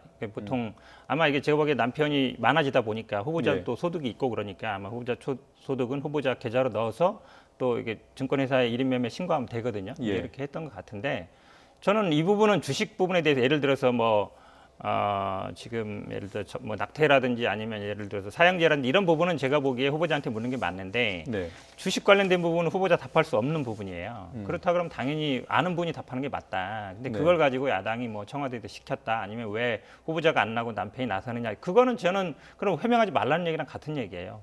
후보자는 직접 모르거든요. 그럼 그리고 청와대에 임명한 분인데 청와대에서 그럼 이 부분은 가장 잘하시는 분은 남편이 해명하십시오 하면 그게 뭐가 문제됩니까? 저는 그 부분에 대해서 왜 청와대가 뭐 여론을 호도한다든지 이런다는 게 좀 이해하기 어렵고요. 또 후보자가 직접 해야지 왜 남편이 하느냐. 이게 아는 사람이 결국은 남편이잖아요. 그럼 남편이 해명하는 게 저는 맞다고 봐요. 그 부인이 그러니까 그 남편이 대신 거래를 해주는 건 법적으로 문제 없나요? 1인 매매 금지라는 규정이 있지 않습니까? 차명 거래는 법적으로 금지가 돼 있죠. 근데 아마 이게 차명 거래인지 여부에 대해서는 아직 사실관계 확정이 안 돼 있지만 예. 그 차명 거래라고 단정하기도 어려워요. 왜냐하면 이게 핸드폰에 뜨거든요. 주식이 거래되면. 그래서 당사자가 몰랐다는 것은 있을 수 없고 그렇다면 그 어떤 거래를 위임한 걸로 보여지고 그다음에 네. 이게 차명 거래로 보기는 어렵고요. 주식 거래가 되는 것을 완전히 몰랐다고 보기도 사실 후보자께서 그러기는 어렵습니다. 다만 이제 남편분이 여러 가지 의사결정을 했던 것 같아요. 그런데 해명을 장외에서 하는 부분은 좀 일단 문제가 있고요. 두 번째는 그 남편분이 해명하게 된 경위도 문제가 있어요. 왜냐하면 청와대, 그러니까 민정수석실이라는 데가 인사 검증을 담당하는 곳인데 인사 대상자에게 해명하라 이렇게 한다는 것은 본인들이 검증을 제대로 못했다는 것을 자인한 게 아닌가. 그래서 검증 시스템의 문제를 이게 드러나는 계기가 됐다. 저는 이렇게 생각합니다. 또는 인선 과정에서 남편분이 어느 정도 역할을 하지 않았는가. 안 그러면 당사자한테 전화를 해서 당사자가 전 모르겠습니다. 남편이 했습니다. 그래서 남편한테 다시 전화가 가는 게 맞는 것이지. 직접 뭐 법무비서관도 그렇고 민정수석실 관계자도 그렇고 남편분한테 전화해서 적극적으로 해명하세요. 이 부분이 과연 적절한지 인사 시스템에서 적절한지 저는 매우 부적절하다고 생각합니다. 저는 반대 의견인데요. 왜냐하면 그럼 누가 해명하겠습니까? 예를 들어서 청와대 인사 시스템에서는 그럴 수는 있을 것 같아요. 주식을 얼마나 보유했고 언제 얼마를 샀든지 이런 부분. 예. 근데 지금 문제가 되는 거는 아마 부인도 나중에 주식을 뭐 얼마를 샀다든지 아니면 주식으로 얼마를 벌었다든지 이건 알 수 있을 텐데 지금 한국당에서 문제 제기하는 건 그런 거잖아요. 내부 정보를 이용했을 것이다. 그래서 주식 패턴을 보는 거거든요. 언제 얼마를 매입하고 이런 부분. 그런 게 의사 결정의 문제예요. 의사 결정은 사실 서류로 알 수가 없는 내용입니다. 왜냐하면 뭐를 얼마에 샀는지 알 수 있겠지만 왜 그걸 샀는지 아니면 왜 그걸 팔았는지 이런 부분은 모르거든요. 근데 그거를 문제 제기하고 있어요. 그럼 그걸 해명할 분은 저는 대한민국에 남편밖에 없다고 봐요. 다른 분은 알 수가 없어요. 이거는. 그럼 당연히 남편이 해명해야지 누가 하겠습니까? 또 하나 지적하는 건 그걸 청와대에서 해명하라고 그렇게 권유할 수가 있냐는 확정된 거죠. 사안은 아닌데 당연히 해명하라고 해야죠. 그럼 해명 안 하겠습니까? 왜냐하면 지금 어쨌든 의혹을 제기하는 건데 가장 큰 게 이제 불법적인 내부 정보 이용했느냐 이 부분이잖아요. 내부 정보를 이용했는지 안 했는지를 해명하라고 한 건데 그거를 누가 하겠습니까? 청와대에서 그걸 알 수가 없어요. 제가 뭐 후보자도 알지 못하죠. 그럼 남편이 후보자한테 주고 후보자가 그걸 해명하는 게 그렇게 하라고 하는 건데 결국 따지면. 예. 근데 저는 부인은 주식에 대해서 모를 거라고 봐요. 이렇게 말을 할 수가 없다죠. 아무리 설명을 해도 왜 샀는지 자기가 산 게 아니기 때문에. 그럼 그게 행위를 한 사람 남편이 해명하는 게 저는 무슨 문제라는 건지 모르겠고요. 지금 말씀처럼 장외에서 하는 건 문제다? 그럼 뭐 남편 상대로 청문회 열어서 할 겁니까? 방법이 없잖아요. 그럼 뭐 SNS라든지 아니 방송 나가서 할 수밖에 없는데 왜 그게 문제라는 건지 남편이 해명을 하는 게 왜 문제라는 건지 저는 좀 이해하기가 검증이 제대로 됐다면 예를 들어서 지금 남편분이 하시는 말씀들이 청와대 옛날 김의겸 대변인에 대한 해명처럼 청와대에서 이러이러하더라 설명이 나왔어야 되는 것이죠. 남편 보고 해명하라 이렇게 할 게 아닙니다. 남편이 해명한 말이 이미 청와대가 그걸 파악하고 있어야 되고 검증 단계에서 그 파악된 내용을 국민들한테 설명을 했어야죠. 제기된 의혹에 대해서. 이런 절차가 생략된 채 이런 문제가 제기되니까 남편분한테 전화해서 해명해라라고 해서 우리는 남편으로부터 듣는단 말이죠. 이것은 인사 검증 시스템이 제대로 작동하지 않는 거다. 이런 의혹이 드는 거죠. 자, 두 가지만 확인하겠습니다. 청와대에서 오충진 변호사한테 전화해서 해명하라고 권유한 것은 확인된 사실인가요? 그건 아직 뭐 언론에 그렇게 나왔고요. 언론에서 보도가 된 거고요. 그리고 또 하나는 청와대가 이 의혹과 관련해서 추가로 뭔가 해명 또는 설명할 그럴 일정은 안 잡혀 있는 거죠. 저는 이 후보자의 자질이라든지 아니면 도덕성과 직접 관계가 없는 문제라고 봅니다. 왜냐하면 남편이 주식 투자를 했기 때문에 만약에 후보자를 주식 투자를 한 거라면 당연히 청와대에서 해명하는 게 맞아요. 근데 지금 얘기를 보면 후보자는 그냥 이름만 있었던 것이고 대부분의 지금 의혹 제기하는 부분 다 남편에 대한 거예요. 그러면 이게 후보자에 대한 게 아니잖아요. 그거를 청와대가 왜 해명할 이유가 없죠. 청와대가 추가 해명 없을 것이다. 한국당은 여전히 의혹이 많아서 거래 원장도 내놔야 되고 청와대가 해명을 해야 된다. 이런 입장인 거죠? 예, 저희가 짧게 말씀드리면 의혹 제기하는 것은 남편분도 있지만 사실 그 후보자의 소유 그 주식에 대해서 의혹 제기한 거예요. 기본적으로는 남편에 대한 것만 한 게 아니고. 예, 두 분 말씀은 여기까지 듣겠습니다. 오늘 토론은 여기서 마무리 짓죠. 현근택 더불어민주당 상근부 대변인 그리고 윤기찬 한국당 홍보위원회 부위원장과 함께 얘기 나눴습니다. 두 분 말씀 잘 들었습니다. 고맙습니다. 세월호 침몰 5주기를 맞아 진도 팽목항과 안산 단원고 등 전국에서 추모 행사가 이어지고 있습니다. 확실한 진상규명과 책임자 처벌을 요구하는 목소리도 계속되고 있습니다. 문재인 대통령이 4차 남북 정상회담을 제안한 가운데 트럼프 대통령은 대화는 좋다는 말로 호응했습니다. 하지만 폼페이오 미 국무장관은 북한의 비핵화 약속 이행을 거듭 촉구하는 등 협상 재개를 위한 수싸움이 계속되고 있습니다. 문재인 대통령이 오는 18일까지 이미선, 문형배 헌법재판관 후보자에 대한 인사청문 경과 보고서를 다시 보내달라고 국회에 요청했습니다. 자유한국당 등 야당은 반발 수위를 높이고 있습니다. 가수 박유천 씨가 공개적으로 마약 혐의를 부인한 가운데 경찰이 오전부터 마약 투약 혐의로 박 씨의 자택을 압수수색했습니다. 경찰은 내일 박 씨를 소환 조사할 예정입니다. 미성년자 대상 성폭력 범죄 근절을 위한 조두순법이 오늘부터 시행됩니다. 재범 위험성이 높은 성폭력 범죄자에 대해서는 전담 관찰관이 최소 6개월 동안 24시간 1:1 밀착 감시를 하게 됩니다. 프랑스의 상징인 노트르담 대성당의 불이 나 첨탑이 무너져 내렸습니다. 마크롱 프랑스 대통령은 매우 슬프지만 최악은 피했다며 국민과 함께 대성당을 재건하겠다고 말했습니다.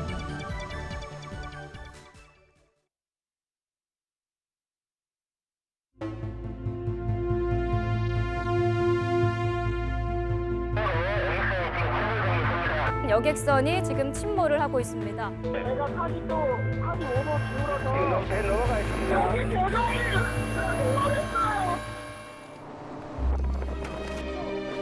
엄마 아빠 나왔다. 4.16 세월호 참사 특별법안은 가결되었음을 선포합니다.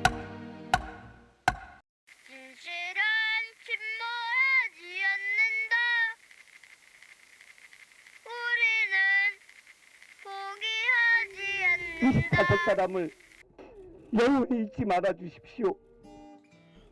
기억해 주십시오.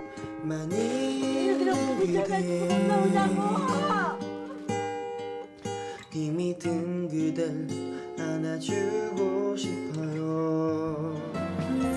아들 위해서 엄마 씩씩하게 해놓고 오겠다고 그러고 왔는데 그게 쉽지가 않대요. 생각하면서 내가 만든 내 노래 들어봐요. 오늘도 수고했어요. 사랑하는 그대여.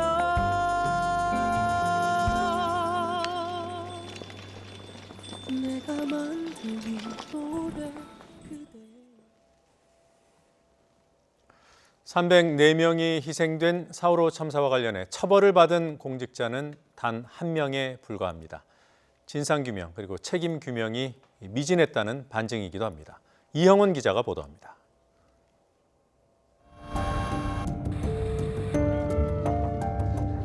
세월호 참사의 국가 잘못은 4년이 지나서 겨우 인정됐습니다. 이마저도 책임자는 당시 현장 지휘함을 맡았던 김경일 전 목포해경 123 정장 단 한 명에 불과했습니다. 교신이 됐다면 그렇게 했죠. 근데 그 당시 저는 그때 사정이 있어서 안 된 걸로만 생각하고 시도를 못한 것입니다. 지난 정부는 세월호 참사를 원활한 국정 운영의 방해물 정도로 여겼습니다. 슬픔에서 헤어나지 못하는 유족을 보듬어 주기는커녕 불법 사찰의 대상으로 삼았습니다. 김 의사가 세월호 참사 기간 동안 통수권 보필이라는 미명하에 권한을 남용하여 조직적으로 민간인들을 사찰한 사건이며 정부가 얼마나 무능했는지 여실히 드러났지만 스스로 잘못을 뉘우치고 책임지는 사람은 없습니다. 또다시 나선 건 유족들입니다.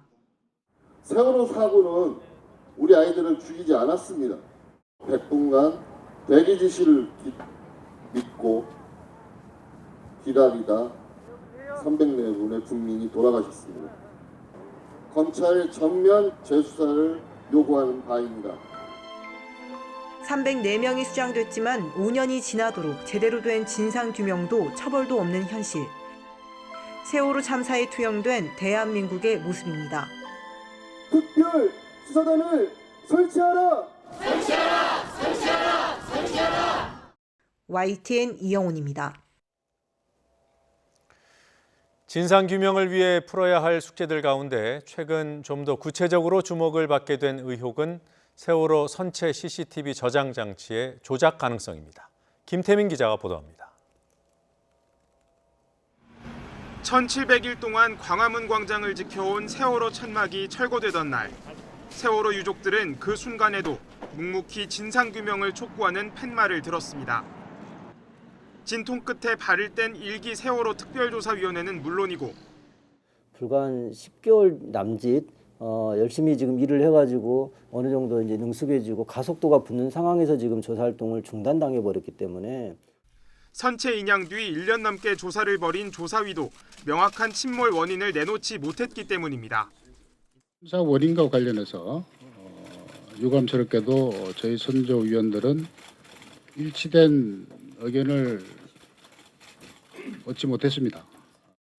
이런 가운데 최근 사고 당시 상황을 알 수 있는 결정적 증거가 조작됐을 가능성까지 제기됐습니다.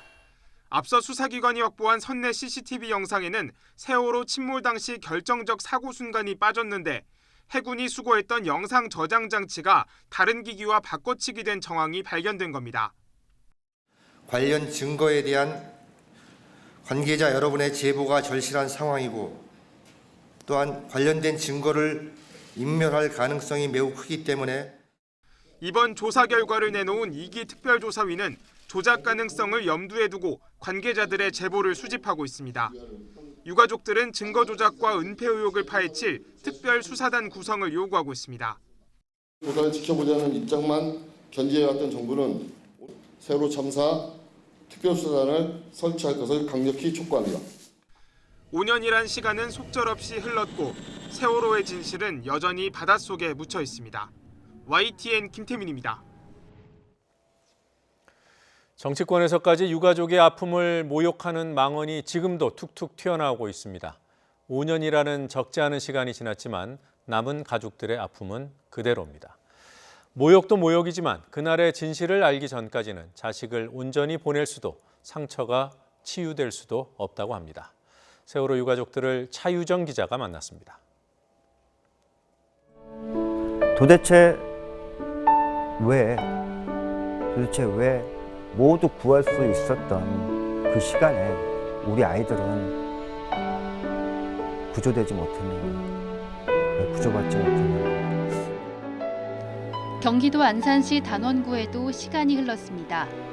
지금은 없어진 합동분향소 자리 옆 공터. 한쪽에 컨테이너 3동만 덩그러니 남았습니다.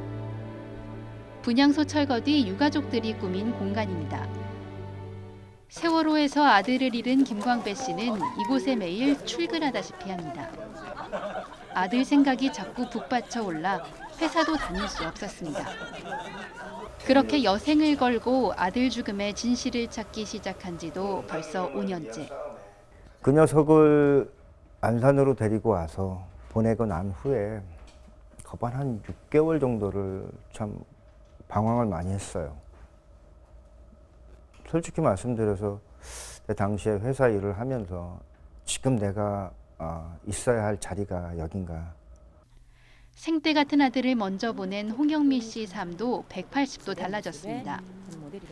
평범한 주부였던 재욱이 엄마는 거리 투쟁의 단식 농성, 삭발까지도 마다치 않았습니다. 내가 납득할 수 있는 걸 전 나 스스로를 위해서라도 그래야 나중에 아이를 만났을 때 할 말이 있을 것 같더라고요. 그날의 진실을 알기 위해 악착같이 힘썼지만 제대로 밝혀진 건 여전히 아무것도 없습니다. 배가 왜 침몰했는지, 구조는 왜 못한 건지 추측과 가설만 난무할 뿐입니다. 석연치 않았던 그간의 조사들은 아픈 상처만 더 후벼 팠습니다. 정부가 참 끊임없이 방해를 했어요. 조사 방해하고 또 예산으로 묶어놓고 어떤 일이든지 그 예산이 없는 상태에서, 그러니까 돈이 없는 상태에서 어떤 일을 할 수가 없거든요. 세월호 참사 5주기. 치유란 얘기가 조심스럽게 나오기 시작합니다. 하지만 유가족들의 상처를 조금이라도 아물게 할 수 있는 건 5년 전부터 지금까지 단 한 가지밖에 없습니다. 하루아침에 무겁춤처럼 사라져버린 자식, 바람처럼 날려버린 자식에 대한 그 상실감은 몸으로 말로 표현할 수가 없고, 이렇게 될 수밖에 없는 이유를 분명하게 제가 납득을 해야 되고, 그 원인을 밝혀서 그걸 낱낱이 이렇게 알았을 때 그것을 해결하는 방법도 알 거 아니에요. 그러면 그렇게 했을 때 치유가 된다고 생각하지. 그 과정들이 해결하고 납득하고 진상규명해 가는 그 과정들이 치유라고 저는 생각을 합니다. YTN 차유정입니다. 문재인 대통령은 세월호 참사 5주기를 맞아 세월호의 아이들을 기억하는 평범한 사람들의 행동이 나라를 바꾸고 있다고 밝혔습니다. 문 대통령은 SNS에 올린 글에서 지난 5년 동안 안전에 대한 자세, 이웃을 걱정하는 마음가짐이 달라졌다면서 나만이 아니라 우리를 위한 행동이 모두를 위대하게 만들고 있다고 적었습니다. 또 국민의 생명과 안전이 최우선이라는 정부의 다짐은 반드시 지키겠다며 진상규명과 책임자 처벌도 철저히 이루어질 것이라고 강조했습니다. 2014년부터 지겹다는 거야. 너무 아프고 너무 슬프니까 안 볼래 이런 건 알겠는데 지겹다라는 건 정말 몰라서 그러는 거예요. 세월호만 왜 이러냐? 세월호만 이렇게 된 거예요. 어떠한 참사도 이렇게까지 생방송으로 304명이 죽는 걸 지켜본 그런 참사가 없어요. 왜 저 사람들이 저렇게 아직까지도 길거리에 나와서 피켓을 들고 뭐 배보상 다 받았다고 하는 얘기 들었는데, 뭐 아니면 국가상대 소송으로 이겼다는 소리를 들었는데 왜 아직까지 저렇게 나와 있냐? 되게 억울한 거거든요. 304명이 죽었어요. 근데 범인은 없어. 조사도 제대로 안 돼 있고 수사는 더더욱 안 돼 있고 그게 기소가 안 되는 거예요. 저희가 특수단을 만들어달라는 건 전담팀을 만들어달라는 거예요. 당분간만. 세월호 전담팀을. 그래서 이들은 다른 사건들 하지 말고 세월호 사건에 대해서만 좀 해달라는 거예요. 세월호가 이렇게 넘어졌을 때 아이들이 하나도 안 죽었어요. 그런데 그 당시에 구조를 안 해줘서 애들이 다 죽은 거예요. 그거에 대한 책임을 묻고 싶다는 거야. 세월호 참사하면 배 이렇게 기운 모습 보이잖아요. 우리는 그게 배가 그 기우는 모습이 아니고 우리 아이들 죽는 모습이라고 생각해요. 특히나 우리 가족들은 2014년 4월 16일을 5년째 살고 있다고 생각하시면 돼요.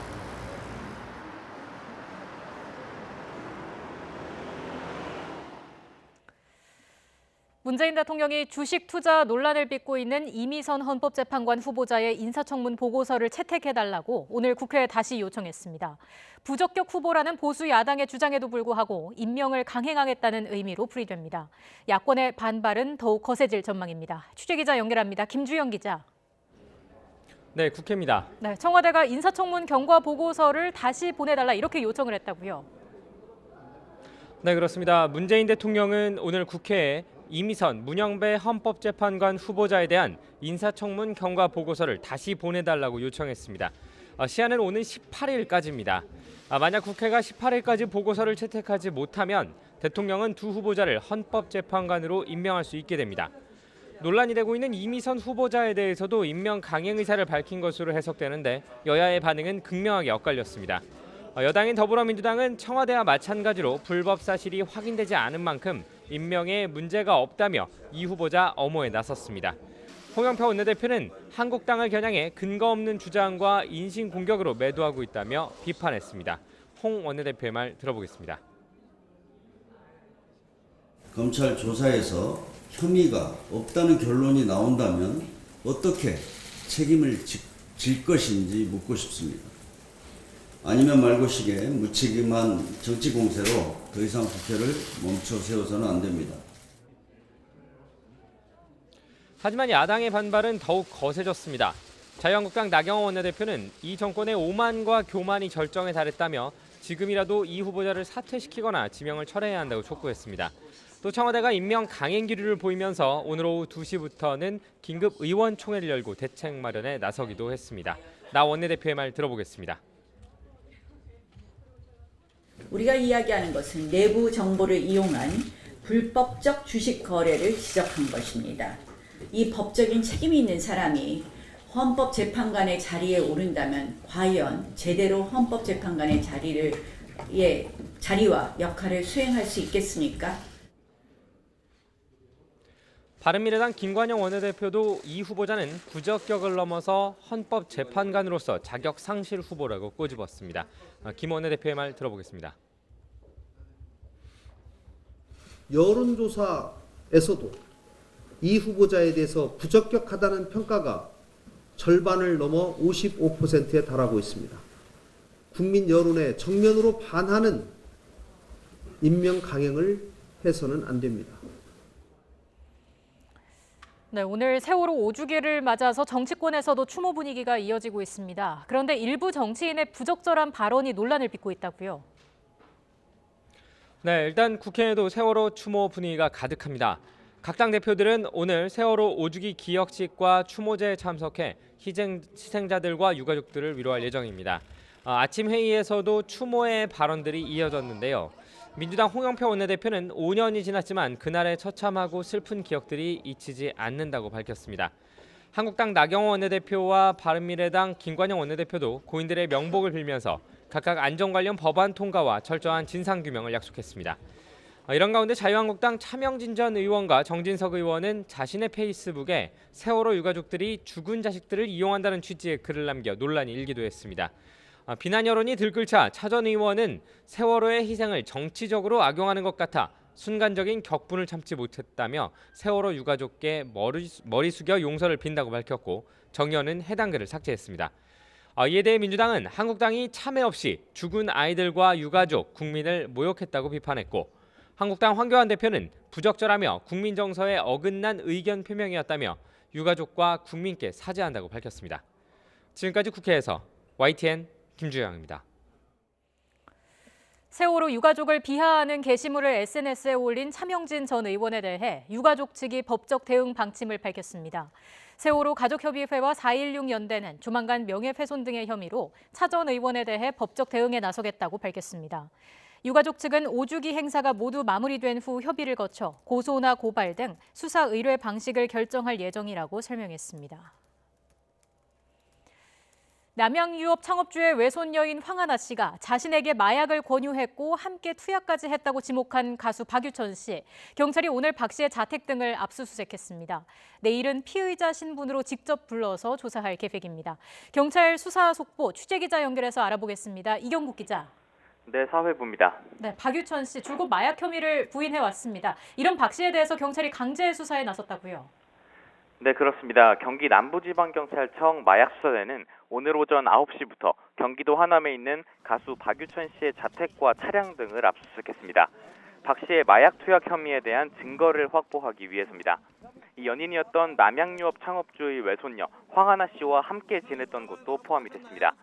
앞서 황 씨는 마약 투약 혐의로 구속돼 검찰에 넘겨졌습니다. 당시 경찰 조사 과정에서 황 씨는 박 씨의 권유를 받고 다시 마약을 투약했다고 진술했습니다. 특히 자신이 잠든 사이 박 씨가 강제로 필로폰을 투약했다고까지 말한 것으로 전해졌습니다. 이에 따라 경찰은 박 씨 역시 마약 투약 혐의 피의자로 입건해 출국 금지 조치하고 관련된 정황을 수사해 왔습니다. 의혹이 불거지자 박유천 씨는 지난 10일 기자회견을 자청해서 기자들 앞에서 마약 혐의를 강하게 부인하기도 했는데요. 자신은 마약을 권유한 적도 없을 뿐더러 직접 투약한 사실은 더더욱 없다며 자신의 결백을 주장했습니다. 당시 박 씨의 말 들어보겠습니다. 저를 오해받을 수 있다는 생각에 너무나 무서웠습니다. 나는 결코 마약을 하지 않았는데 나는 이렇게 마약을 한 사람이 되는 건가 하는 두려움도 휩싸였습니다. 네, 내일 오전 10시입니다. 박 씨는 경찰에 출석해서 조사를 받기로 했습니다. 경찰 관계자는 오늘 압수한 증거 자료들을 최대한 빨리 분석한 뒤 박 씨를 상대로 구체적인 사실관계 등을 확인할 계획이라고 설명했습니다. 지금까지 사회부에서 전해드렸습니다. 경찰은 클럽 버닝썬 사건을 계기로 유흥업소 불법 영업 집중 단속을 벌여 업소 65곳을 적발했습니다. 경찰청은 지난 2월 25일부터 이달 14일까지 전국에서 단속을 벌여 267명을 검거해 3명을 구속하고 불법 영업 수익금 9,700만 원을 압수했다고 밝혔습니다. 경찰은 손님에게 성매매를 알선한 유흥업소 52곳과 일반 음식점으로 신고한 뒤 유흥주점 영업을 한 클럽 13곳을 단속했다고 설명했습니다. 또 업소 한 곳에서 담배 형태의 대마초 122개를 발견해 압수하고 간이 약물 검사에서 양성 반응을 보인 업소 관계자 2명을 추가 조사할 예정이라고 밝혔습니다.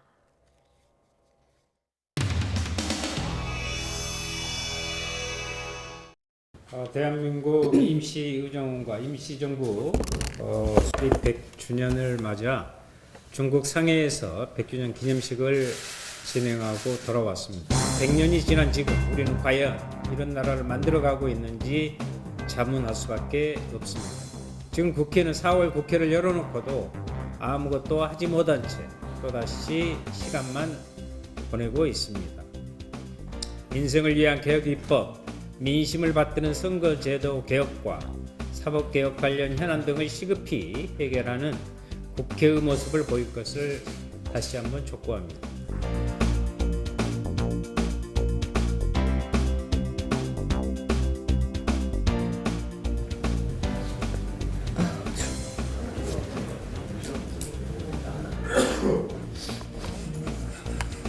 임시정부는 잘 다녀오셨어요?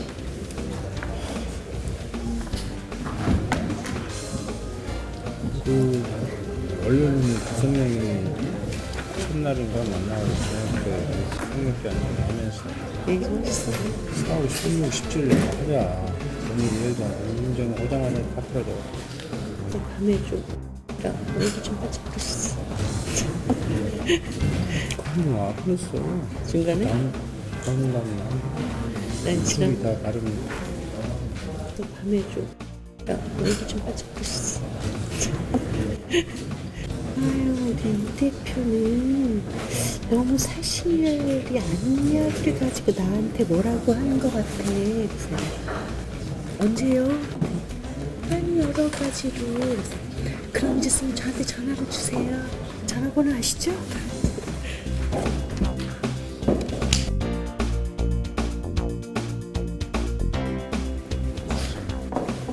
가서 밤에 좀 나오느라고 얘기 좀 하자 그랬어.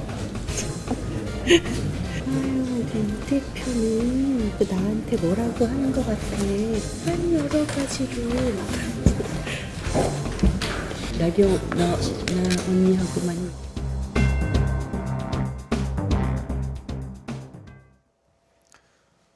아시아나 항공을 팔겠다. 어제 금호아시아나 그룹의 발표로 누가 아시아나를 품게 될지 관심이 커지고 있습니다.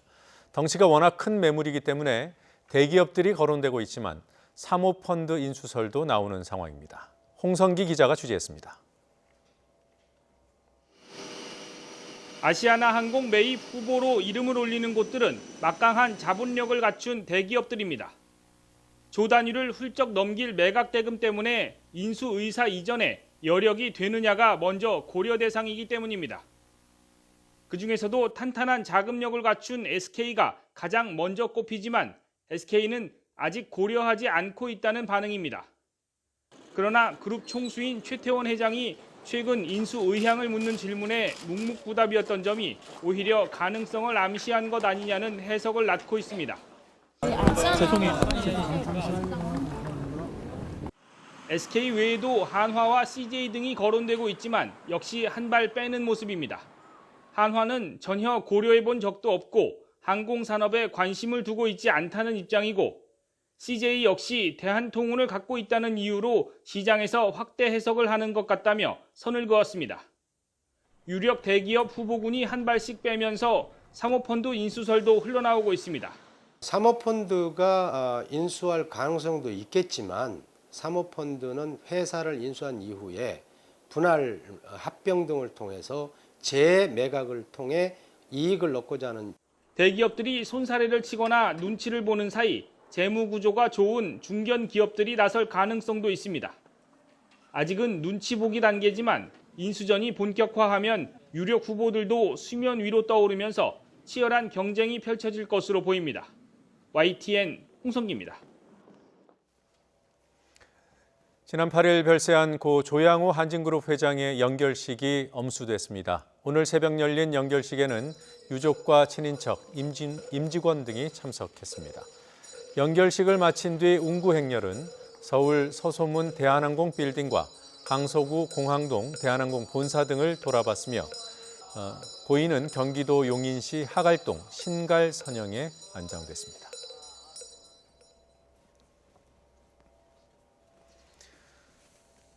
네, 오늘이 올해 가장 따뜻한 날이었다고 하는군요. 대부분 20도가 넘었고 특히 동해안은 기온이 27도까지 올라갔습니다. 건조경보가 내린 곳도 있었습니다. 네, 날씨 알아보겠습니다. 권혜인 캐스터. 네, 야외 스튜디오에 나와 있습니다. 네, 오늘이 올봄 들어서 가장 따뜻한 날씨라고요. 네, 봄 햇살이 강하게 내리쬐면서 기온이 크게 올랐습니다. 현재 서울 기온이 22.6도까지 올랐고요. 특히 경북 경주는 26.8도까지 오르면서 6월 상순에 해당하는 초여름 날씨를 보이고 있습니다. 외출하실 때는 옷차림 한결 가볍게 하셔도 좋겠습니다. 쾌청한 오늘과 다르게 내일은 전국적으로 흐린 하늘이 이어지겠습니다. 제주도와 남해안에는 오전까지 비가 내리겠습니다. 예상되는 비의 양은 제주 산간에 많게는 60mm 이상, 제주도에는 10에서 40mm의 비가 오겠고 남해안에는 5에서 20mm의 비가 내리겠습니다. 아침 기온 오늘보다 더 높겠습니다. 서울 10도, 광주 12도, 대구 11도, 부산 13도로 오늘보다 3에서 6도가량 높겠습니다. 낮 동안 기온이 크게 오르며 무척 따뜻하겠습니다. 서울과 광주 21도, 강릉 22도, 부산은 19도로 오늘과 비슷하거나 조금 낮겠습니다. 이후 별다른 비 소식 없이 맑은 날씨가 이어지겠고요. 기온은 오름세를 보이면서 따뜻한 봄 날씨를 보이겠습니다. 메마른 날씨가 이어지면서 강원 영동 지역에는 다시 건조 경보가 내려졌습니다. 이 지역에는 초속 10m 안팎의 강한 바람까지 불고 있으니까요. 화재 사고 발생하지 않도록 각별히 불조심하셔야겠습니다. 지금까지 상암동 야외 스튜디오에서 YTN 권혜인입니다.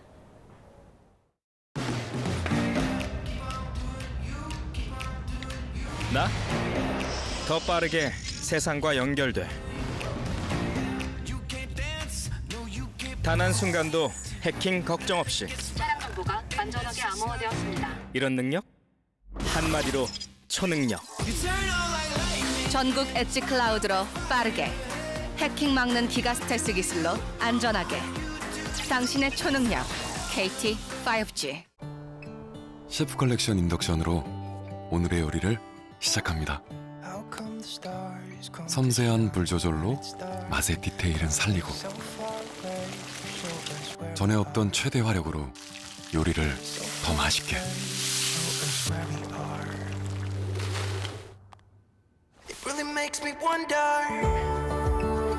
맛을 살리는 불꽃. 삼성 셰프 컬렉션 인덕션.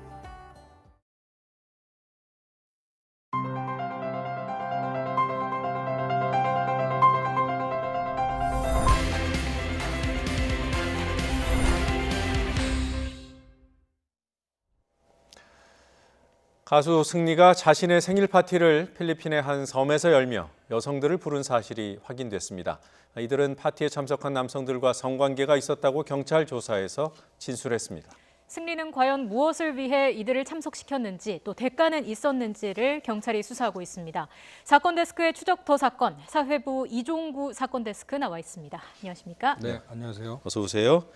자, 이 승리의 생일 파티가 언제 어디서 열린 거죠? 네, 지난 2017년 2월 필리핀의 팔라완 섬 리조트를 빌려서 열렸는데요. 네. 이틀 동안 진행이 됐다고 합니다. 예, 파티에 누가 왔는지 정확한 참석 인원은 파악이 됐습니까? 네, 경찰이 참석자 명단을 파악을 했고 네. 입수를 했다고 합니다. 모두 150여 명 정도가 초대했는데 주로 일본, 중국, 타이완, 이 동남아 재력가와 연예인들이 참석을 한 것으로 지금 전해지고 있습니다.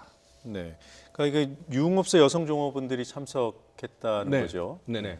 지금까지 모두 8명이 참석한 것으로 확인이 됐는데 예. 취재 결과 승리가 자주 갔던 유흥업소에 직원들을 섭외를 한 것으로 이렇게 확인이 됐고요. 네. 네. 왕복 항공료, 숙박비, 그리고 그쪽에서 생활할 때 필요한 비용들 모두 다 승리 측이 제공을 한 것으로 지금 알려지고 있습니다. 예, 그러니까 참석은 확인이고 네. 숙박비 제공 등은 그것도 확인입니다. 그것도 확인된 겁니다. 네네. 네. 그 여성 직원들이 그 진술을 하나 했습니다. 네. 어떤 내용이었죠? 그 8명 중에 경찰이 지금까지 6명을 참고인 조사를 했습니다. 예. 그래서 거기에 참석한 남성들과 성관계가 있었다. 이런 진술까지는 확보를 했는데 네. 다만 성매매가 아닌 자발적인 성관계였다. 이런 취지로 진술을 했다고 합니다. 네, 자발적이면은 뭐 범죄가 성립되지는 않는 거잖아요. 그렇죠. 관건은 대가성이 있었냐 뭐 이런 거 아니겠습니까? 네, 일단은 성매매는 이제 성을 매개로 돈을 주고 받아야 되는데 돈을 주고 받지 않았으면은 그 성관계만으로 처벌을 할 수는 없겠죠. 그래서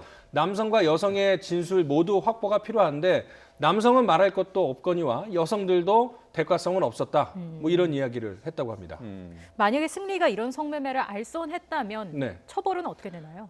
성매매 처벌법에 성매매 알선죄라고 있는데요. 네. 3년 이하의 징역 또는 3천만 원 이하의 그런 벌금형에 처할 수 있는데 보통 징역 한 4개월에서 10개월 정도를 선고를 받는다고 합니다. 그건 이제 돈이 나왔을 때 얘기인 거고요. 그렇죠. 만약에 예. 이런 돈이 안 나오면 처벌을 못 하는 건가요? 전혀 할 수가 없습니다. 네. 그러면 조금 전에 얘기했던 그 경비 같은 것이 네네. 대가, 뭐 항공료도 있을 거고 숙박비도 있을 거고 네네. 이런 것도 돈을 준 것으로 볼 수 있나요? 그러니까 그 실비를 이게 초청이라고 한다면 네. 실비를 지급한 것 그리고 거기에 어떤 감사한 마음을 좀 담아서 준 것이냐 네. 아니면 그 안에 암묵적으로 성관계를 위한 일종의 화대의 개념이 포함된 것이냐 이 부분이 밝혀져야 되는데 그래서 경찰도 그런 돈의 성격에 대해서 지금 파악을 하고 있는 상황입니다. 네. 지금까지 확보된 거는 어떤 게 있습니까? 승리 측이 그 업소 계좌로 송금한 내역은 확보가 됐습니다. 아, 그래요? 예, 예. 네.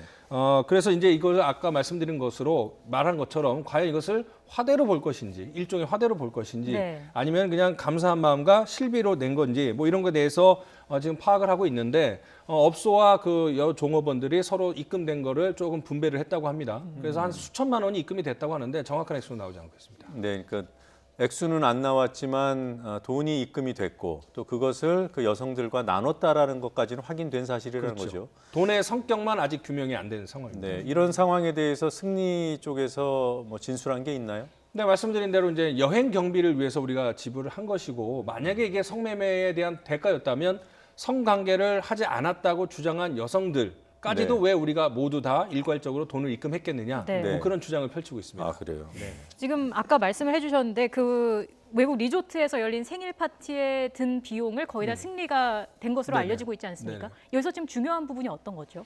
그러니까 우리나라에서 간 사람도 있고 앞서 말씀드린 대로 중국, 일본, 타이완, 동남아에서 온 사람들도 있지 않습니까? 네. 그런 비행기 그리고 이제는 뭐 이코노미만뿐만 아니라 비즈니스도 탈 정도로 VVIP이기 때문에 그런 경비 그리고 사실상 그 팔라완선에 있는 리조트를 통째로 빌렸기 때문에 한 10억 원 정도를 쓴 것으로 이틀 생일 파티를 하는데 한 10억 원 정도를 쓴 것으로 지금 알려졌는데 네. 예. 이 경비 상당수를 승리가 부담을 했는데 개인 돈으로 지급을 했는지 아니면 본인이 대표이사나 아니면 홍보이사로 참여하고 있는 그런 업체에 자금을 횡령한 것인지 이 부분에 대해서도 경찰이 조사를 하고 있습니다. 뭐 단순히 뭐 생일을 기념하고 놀기 위해서 네. 연 것인지 아니면 뭐 투자를 유치하기 위한 목적이었는지 그렇죠. 이것도 중요할 것 같은데. 그렇습니다. 예.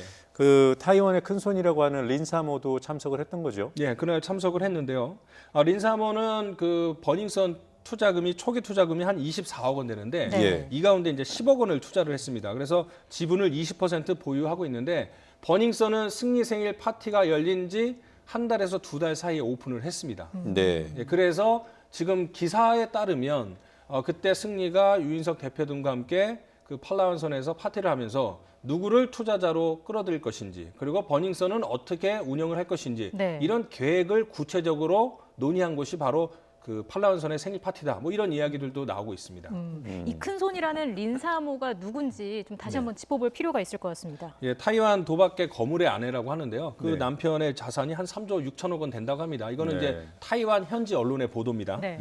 린 씨의 실제 성은 탕 씨인데 이 남편이 워낙 거부다 보니까는 납치에 연루된 적이 있다고 그래요. 납치 사건에. 그래서 그런 것들에 대해서 두려워서 자기의 신분을 드러내는 거가 싫어서 탕 씨가 아니라 린 씨를 썼다고 하고 사모라는 말은 우리가 흔히 말하는 어떤 남의 부인을 높이는 사모님 네. 거기서 나온 말입니다. 아, 그래요? 예. 네, 저도 그게 네. 그 사모라는 호칭인지 아니면 이름인지. 네, 그래서 그게 많은 분들이 궁금했는데. 린 사모가 사람 이름인 줄 아는데 네. 린은 가명, 네. 사모는 이제 사모님. 네, 그러니까 린 그렇군요. 부인 정도로 이해를 하시면 될 것 같습니다. 예. 그 계속 린사모라고 하겠습니다. 네네. 네, 린사모가 버닝썬뿐만 아니라 국내 다른 자산에 투자한 게 있어요? 네, 지금 뭐 추정이 되는 건데 우리나라의 부동산을 한 300억 원 정도 투자를 했다고 합니다.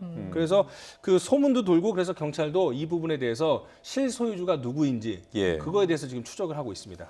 지금 부동산을 뭐 소유한 것만 가지고 경찰이 수사에 나서진 않았을 것 같거든요. 그렇죠. 어떤 문제가 린사모가 결국은 타이완 사람 아니겠습니까? 네. 그러면 우리나라에 뭐 300억이 됐던 수백억을 투자하려면 자금 유입에 대한 흔적이나 이런 것들이 있어야 되는데 네. 그것이 나온 것이 없습니다. 네. 그래서 이런 것들에 대해서 이제 두 가지 설이 제기가 되고 있는데 가상화폐로 들여와서 여기서 환전을 했다라는 설도 있고 네. 네. 버닝썬의 직원들의 차명 계좌를 이용해서 온 것이 아니냐. 왜냐하면 어쨌든 간에 린사모가 투자를 한 것으로 알려지고 있는데 돈의 흔적이 없기 때문에 네. 환전한 흔적이 없기 때문에 그런 의혹들은 제기가 됐고 이 부분은 그냥 단순한 설이 아니라 경찰이 확인하고 있는 부분 중에 하나입니다. 네. 그 과거의 생일 파티가 이제 투자자를 유치하는 또는 설득하는 목적이라면 네. 그리고 그때 성매매, 성접대가 이루어졌다면 투자자를 대상으로 하는 것이 이제 상식적인 의심 아니겠습니까? 네. 근데 린사모는 여성이잖아요. 네네. 그리고 지금 경찰이 수사에 집중하고 있는 것은 여성들을 상대로 지금 진술을 확보하고 있는 거 아니겠습니까? 네네네. 린사모 씨에 대해서는 뭐 어떤 식으로 그 투자를 이끌어내거나 뭐 그런 것들은 나온 게 없나요? 그 지금까지 드러난 걸로는 알려진 거로는 한 패션쇼에서 이제 승리하고 린사모가 이제 친해졌다고 하는데 네. 그 과정에서 이제 린사모가 그 거부의 부인이라는 네. 걸 알게 됐고 린사모 입장에서는 승리가 또 엄청 유명한 그런 세계적인 그룹의 멤버이다 보니까 그러면서 급속도로 친해졌고 그런 네. 과정에서 그 생일 파티를 2017년에 열면서 네. 승리 입장에서는 자기랑 친한 연예인들도 불렀겠지만 네. 그리고 아는 사람도 불렀겠지만 투자가 가능한 그런 재력가들도 상당수 끌어모았다. 자신의 다른, 인지도를 네. 앞세워서. 네, 그러니까 린사모 이외의 투자자도 물색하고 있던 단계였다는 거죠. 그렇죠. 그런데 이제 린사모만 버닝썬에 투자를 하게 된 셈이죠. 그렇군요. 예. 네. 린사모에 대한 국조 공조 수사는 어떻게 지금 진행이 되고 있나요? 그래서 앞서 말씀드린 그런 불법 부동산 투자나 이런 것들에 대해서 알아보기 위해서 중국에서 한 5개 나라의 수사 협조를 네. 요청을 했는데 네. 아직까지 회신을 받지 못하고 있습니다. 그 그러니까- 이유는 경찰이 린사모와 관련돼서 보낸 자료들이 네. 네. 정황만 있지 구체적인 증거가 없기 때문에 5개 나라도 이 사법당국이 쉽게 움직이지를 못하고 있습니다. 그럼 인터폴하고 이제 뭐 협조를 해야 되는 거 아닙니까? 그러니까 인터폴을 통해서 각 나라의 경찰에게 협조 요청을 했는데 네. 답변이 지금 오지 않고 있는 상황이 한 달째 이어지고 있고 네. 타이완에 있는 린사모에게 이메일을 통해서 출석을 해라 했지만 답변도 하지 않고 있는 상황입니다. 예. 그러니까 린사모를 이 혐의가 그러니까 의혹만 있을 뿐이지 혐의가 구체적으로 드러나는 것이 없기 때문에 네. 사실은 뭐 강제로 소환하거나 인터폴을 통해서 뭐 수배령을 내리거나 이게 사실은 쉽지는 않습니다. 네, 수사가 더 진척이 돼야 뭐 가능성을 그렇습니다. 타진해 볼 수 있겠군요. 네네. 지금 경찰이 유리홀딩스하고 또 그 버닝썬의 그 소유 회사인가요? 그 네네. 전원산업 네. 압수수색을 했어요. 네, 전원산업은 버닝썬의 42% 지분을 가지고 있고요. 네. 유리홀딩스는 승리와 유인석 씨가 공동 투자한 걸로 버닝썬 한 20% 지분을 갖고 있는데 네. 버닝썬의 수익금이 이 두 업체로 흘러 들어간 정황이 포착이 돼서 횡령 혐의로 수사를 하고 있고 그래서 압수수색을 한 거죠. 그 구체적인 횡령 액수가 나왔습니까? 지금 이제 구체적으로 알려주지 않고 있는데 한 수천만 원이라고 해요. 근데 수천만 원은 사실은 수백억대 탈세를 할 수도 있는 그런 버닝썬 클럽에서 수천만 원이라는 것은 횡령 억수로 좀 작지는 않습니까? 작죠. 네. 그렇죠. 그래서 확인된 게 한 수천만 원인데 수사 진척에 따라서 더 늘어날 수도 있다라는 것이 이제 경찰의 설명입니다. 일단 단서의 개념일 수도 있겠네요. 그렇습니다. 그런 예. 흐름이 파악이 되면 네. 더 많은 이제 횡령액이 파악될 수 있을 것 맞습니다. 같고요. 네. 네. 저희 승리 그리고 유인석 전 대표 네. 수사한 지 꽤 됐습니다. 네. 뭐 신병 확보 가능성은 아직은 없나요? 승리만 따지면 지금 세 가지로 입건이 됐습니다. 네. 성매매 알선 혐의로 입건됐고 네. 횡령 혐의로 입건됐고요. 그다음에 그 소위 말하는 음란물 사진을 유포한 그런 혐의 이 세 가지인데 네. 이 세 가지 혐의가 뭐 연예인으로서 공인으로서는 사실 뭐 큰 죄일 수도 있겠지만 네. 법률적으로 보면 그 큰 구속 사원은 아니라고 합니다. 네. 그래서 이제 개별적으로 할 수 없어서 이제 묶어서 해야 되는데 묶어서 하기에도 아직 영장을 칠 단계는 아니다. 뭐 이런 얘기를 하더라고요. 근데 네. 어쨌든 워낙 관심이 많으니까 네. 구속영장 신청하는 방안에 대해서는 계속 검토는 하고 있습니다. 그런데 조금 더 기다리는 것 같아요. 조금 더 혐의를 밝혀내기 위해서. 마약 수사에서는 진척이 없는 거죠? 네, 그렇습니다. 네. 경찰과 유착 의혹 관련해서는 어떻게 되고 있나요? 경찰관 6명 입건해서 대기 발령을 했고 4명은 내사 진행 중인데 네. 서울지방경찰청장도 얘기를 했지만은 기대에 못 미치게 수사가 제대로 안 되고 있다. 그러니까 가장 수사가 더디다. 이렇게 예. 이야기를 스스로도 하고 있습니다. 네. 자, 이제 다른 사건 좀 알아보죠. 지금 박유천 씨가 네. 지금 뭐 압수수색 당하고 네. 수사의 중심으로 떠올랐습니다. 그렇습니다. 예. 지금 박유천 씨가 마약 혐의 부인했잖아요. 얼마 네네. 전에 기자회견 열어서. 박유천 씨 주장 잠시 듣고 얘기 네네. 이어가겠습니다. 네. 네, 지난 10일에 결코 마약을 하지 않았습니다. 보도를 통해서 황하나가 마약 수사에서 연예인을 지목했고 약을 권유했다고 하는 내용을 보면서 그게 저를 오해받을 수 있다는 생각에 너무나 무서웠습니다. 저는 처방받은 수면제를 먹고 잠이 든 적이 많았습니다. 황하나 또한 우울증으로 수면제를 복용하는 것으로 알고 있었는데 저는 그 약과는 관련이 없습니다. 공식 확인된 내용이 어디까지입니까? 경찰이 일단 오늘 두 곳을 압수수색했거든요. 그 박윤천 씨의 자택 예. 그리고 황하나 씨하고 박유천 씨가 함께 머물던 그 집으로 알려진 곳 이렇게 두 곳을 압수수색을 했는데 지금까지 확인된 거는 황하나 씨가 올해 초에 박유천 씨의 권유로 마약을 다시 시작하게 됐고 심지어 박유천 씨가 투약까지 해줬다. 예. 이 진술이 있고요. 예. 그다음에 비슷한 정황 증거는 어느 정도 확보를 한 것으로 보이는데 결정적인 증거는 없고 일단은 황하나 씨의 진술이 네. 가장 구체적인 증거가 되고 있는 상황입니다. 그 경찰이 박 씨의 혐의를 입증할 만한 CCTV를 뭐 확보를 했다 이런 보도도 있던데 이건 사실입니까? 일단은 그 CCTV 확보는 모든 수사의 기본이기 때문에 당연히 박유천 씨 자택의 CCTV, 황하나 씨 자택의 CCTV는 당연히 확보를 했죠. 네. 그런데 이제 경찰이 얘기하는 거는 이거는 이제 피의 사실하고 구체적으로 관련이 없을 수도 있기 때문에 확인을 제대로 안 해주고 있는데 뭐 황하나 씨의 집에 헤어지고 나서도 들어갔다 뭐 이렇게 구체적인 사실은 아닌 것 같다라는 것이 지금 제가 취재를 해봤더니 그렇게까지 그래요? 디테일하게는 아닌 것 같습니다. 그러면 뭐 황하나 씨의 진술을 입증할 만한 동선이 CCTV에서 확인되거나 이런 거는 아직은 없다는 거죠. 그렇죠. 예. 네. 자, 언제쯤 소환될까요? 내일 오전 10시에 소환이 됩니다. 일정이 잡혔습니까? 네네네. 네, 그러니까 공개 오늘 소환인가요? 오전 네? 공개 소환인가요? 네, 그렇습니다. 오늘 오전까지는 소환 일정이 안 잡혀 있었는데 네. 압수수색을 하면서 경찰이 동시에 그러니까 내일 오전 10시에 소환을 하겠다 이렇게 얘기를 했고요. 변호사도 선임을 했기 때문에 내일 오전 10시에 경기 남부청에 박유천 씨가 출석을 할 때 예. 공개적으로 포토라인에 서게 될 것으로 보입니다. 네, 그럼 뭔가를 경찰이 중요한 증거를 잡았다고 추정해 볼 수 있을까요? 그래서 그 부분도 제가 여기 오기 전에 또 한번 알아봤는데 예. 진술이 있기 때문에 그 진술이 사실인지를 확인하기 위해서 압수수색 영장을 신청을 했고 법원도 확인해 볼 만한 가치가 있으니까 한번 해봐라 이렇게 발부를 한 거지. 네. 압수수색이 반드시 혐의를 입증할 만한 엄청난 증거가 있다라는 것을 뜻하지는 않는다고 합니다. 네, 알겠습니다. 내일 오전 10시 박유천 씨 소환 소식까지 들었습니다. 오늘 얘기는 여기까지 듣겠습니다. 고맙습니다.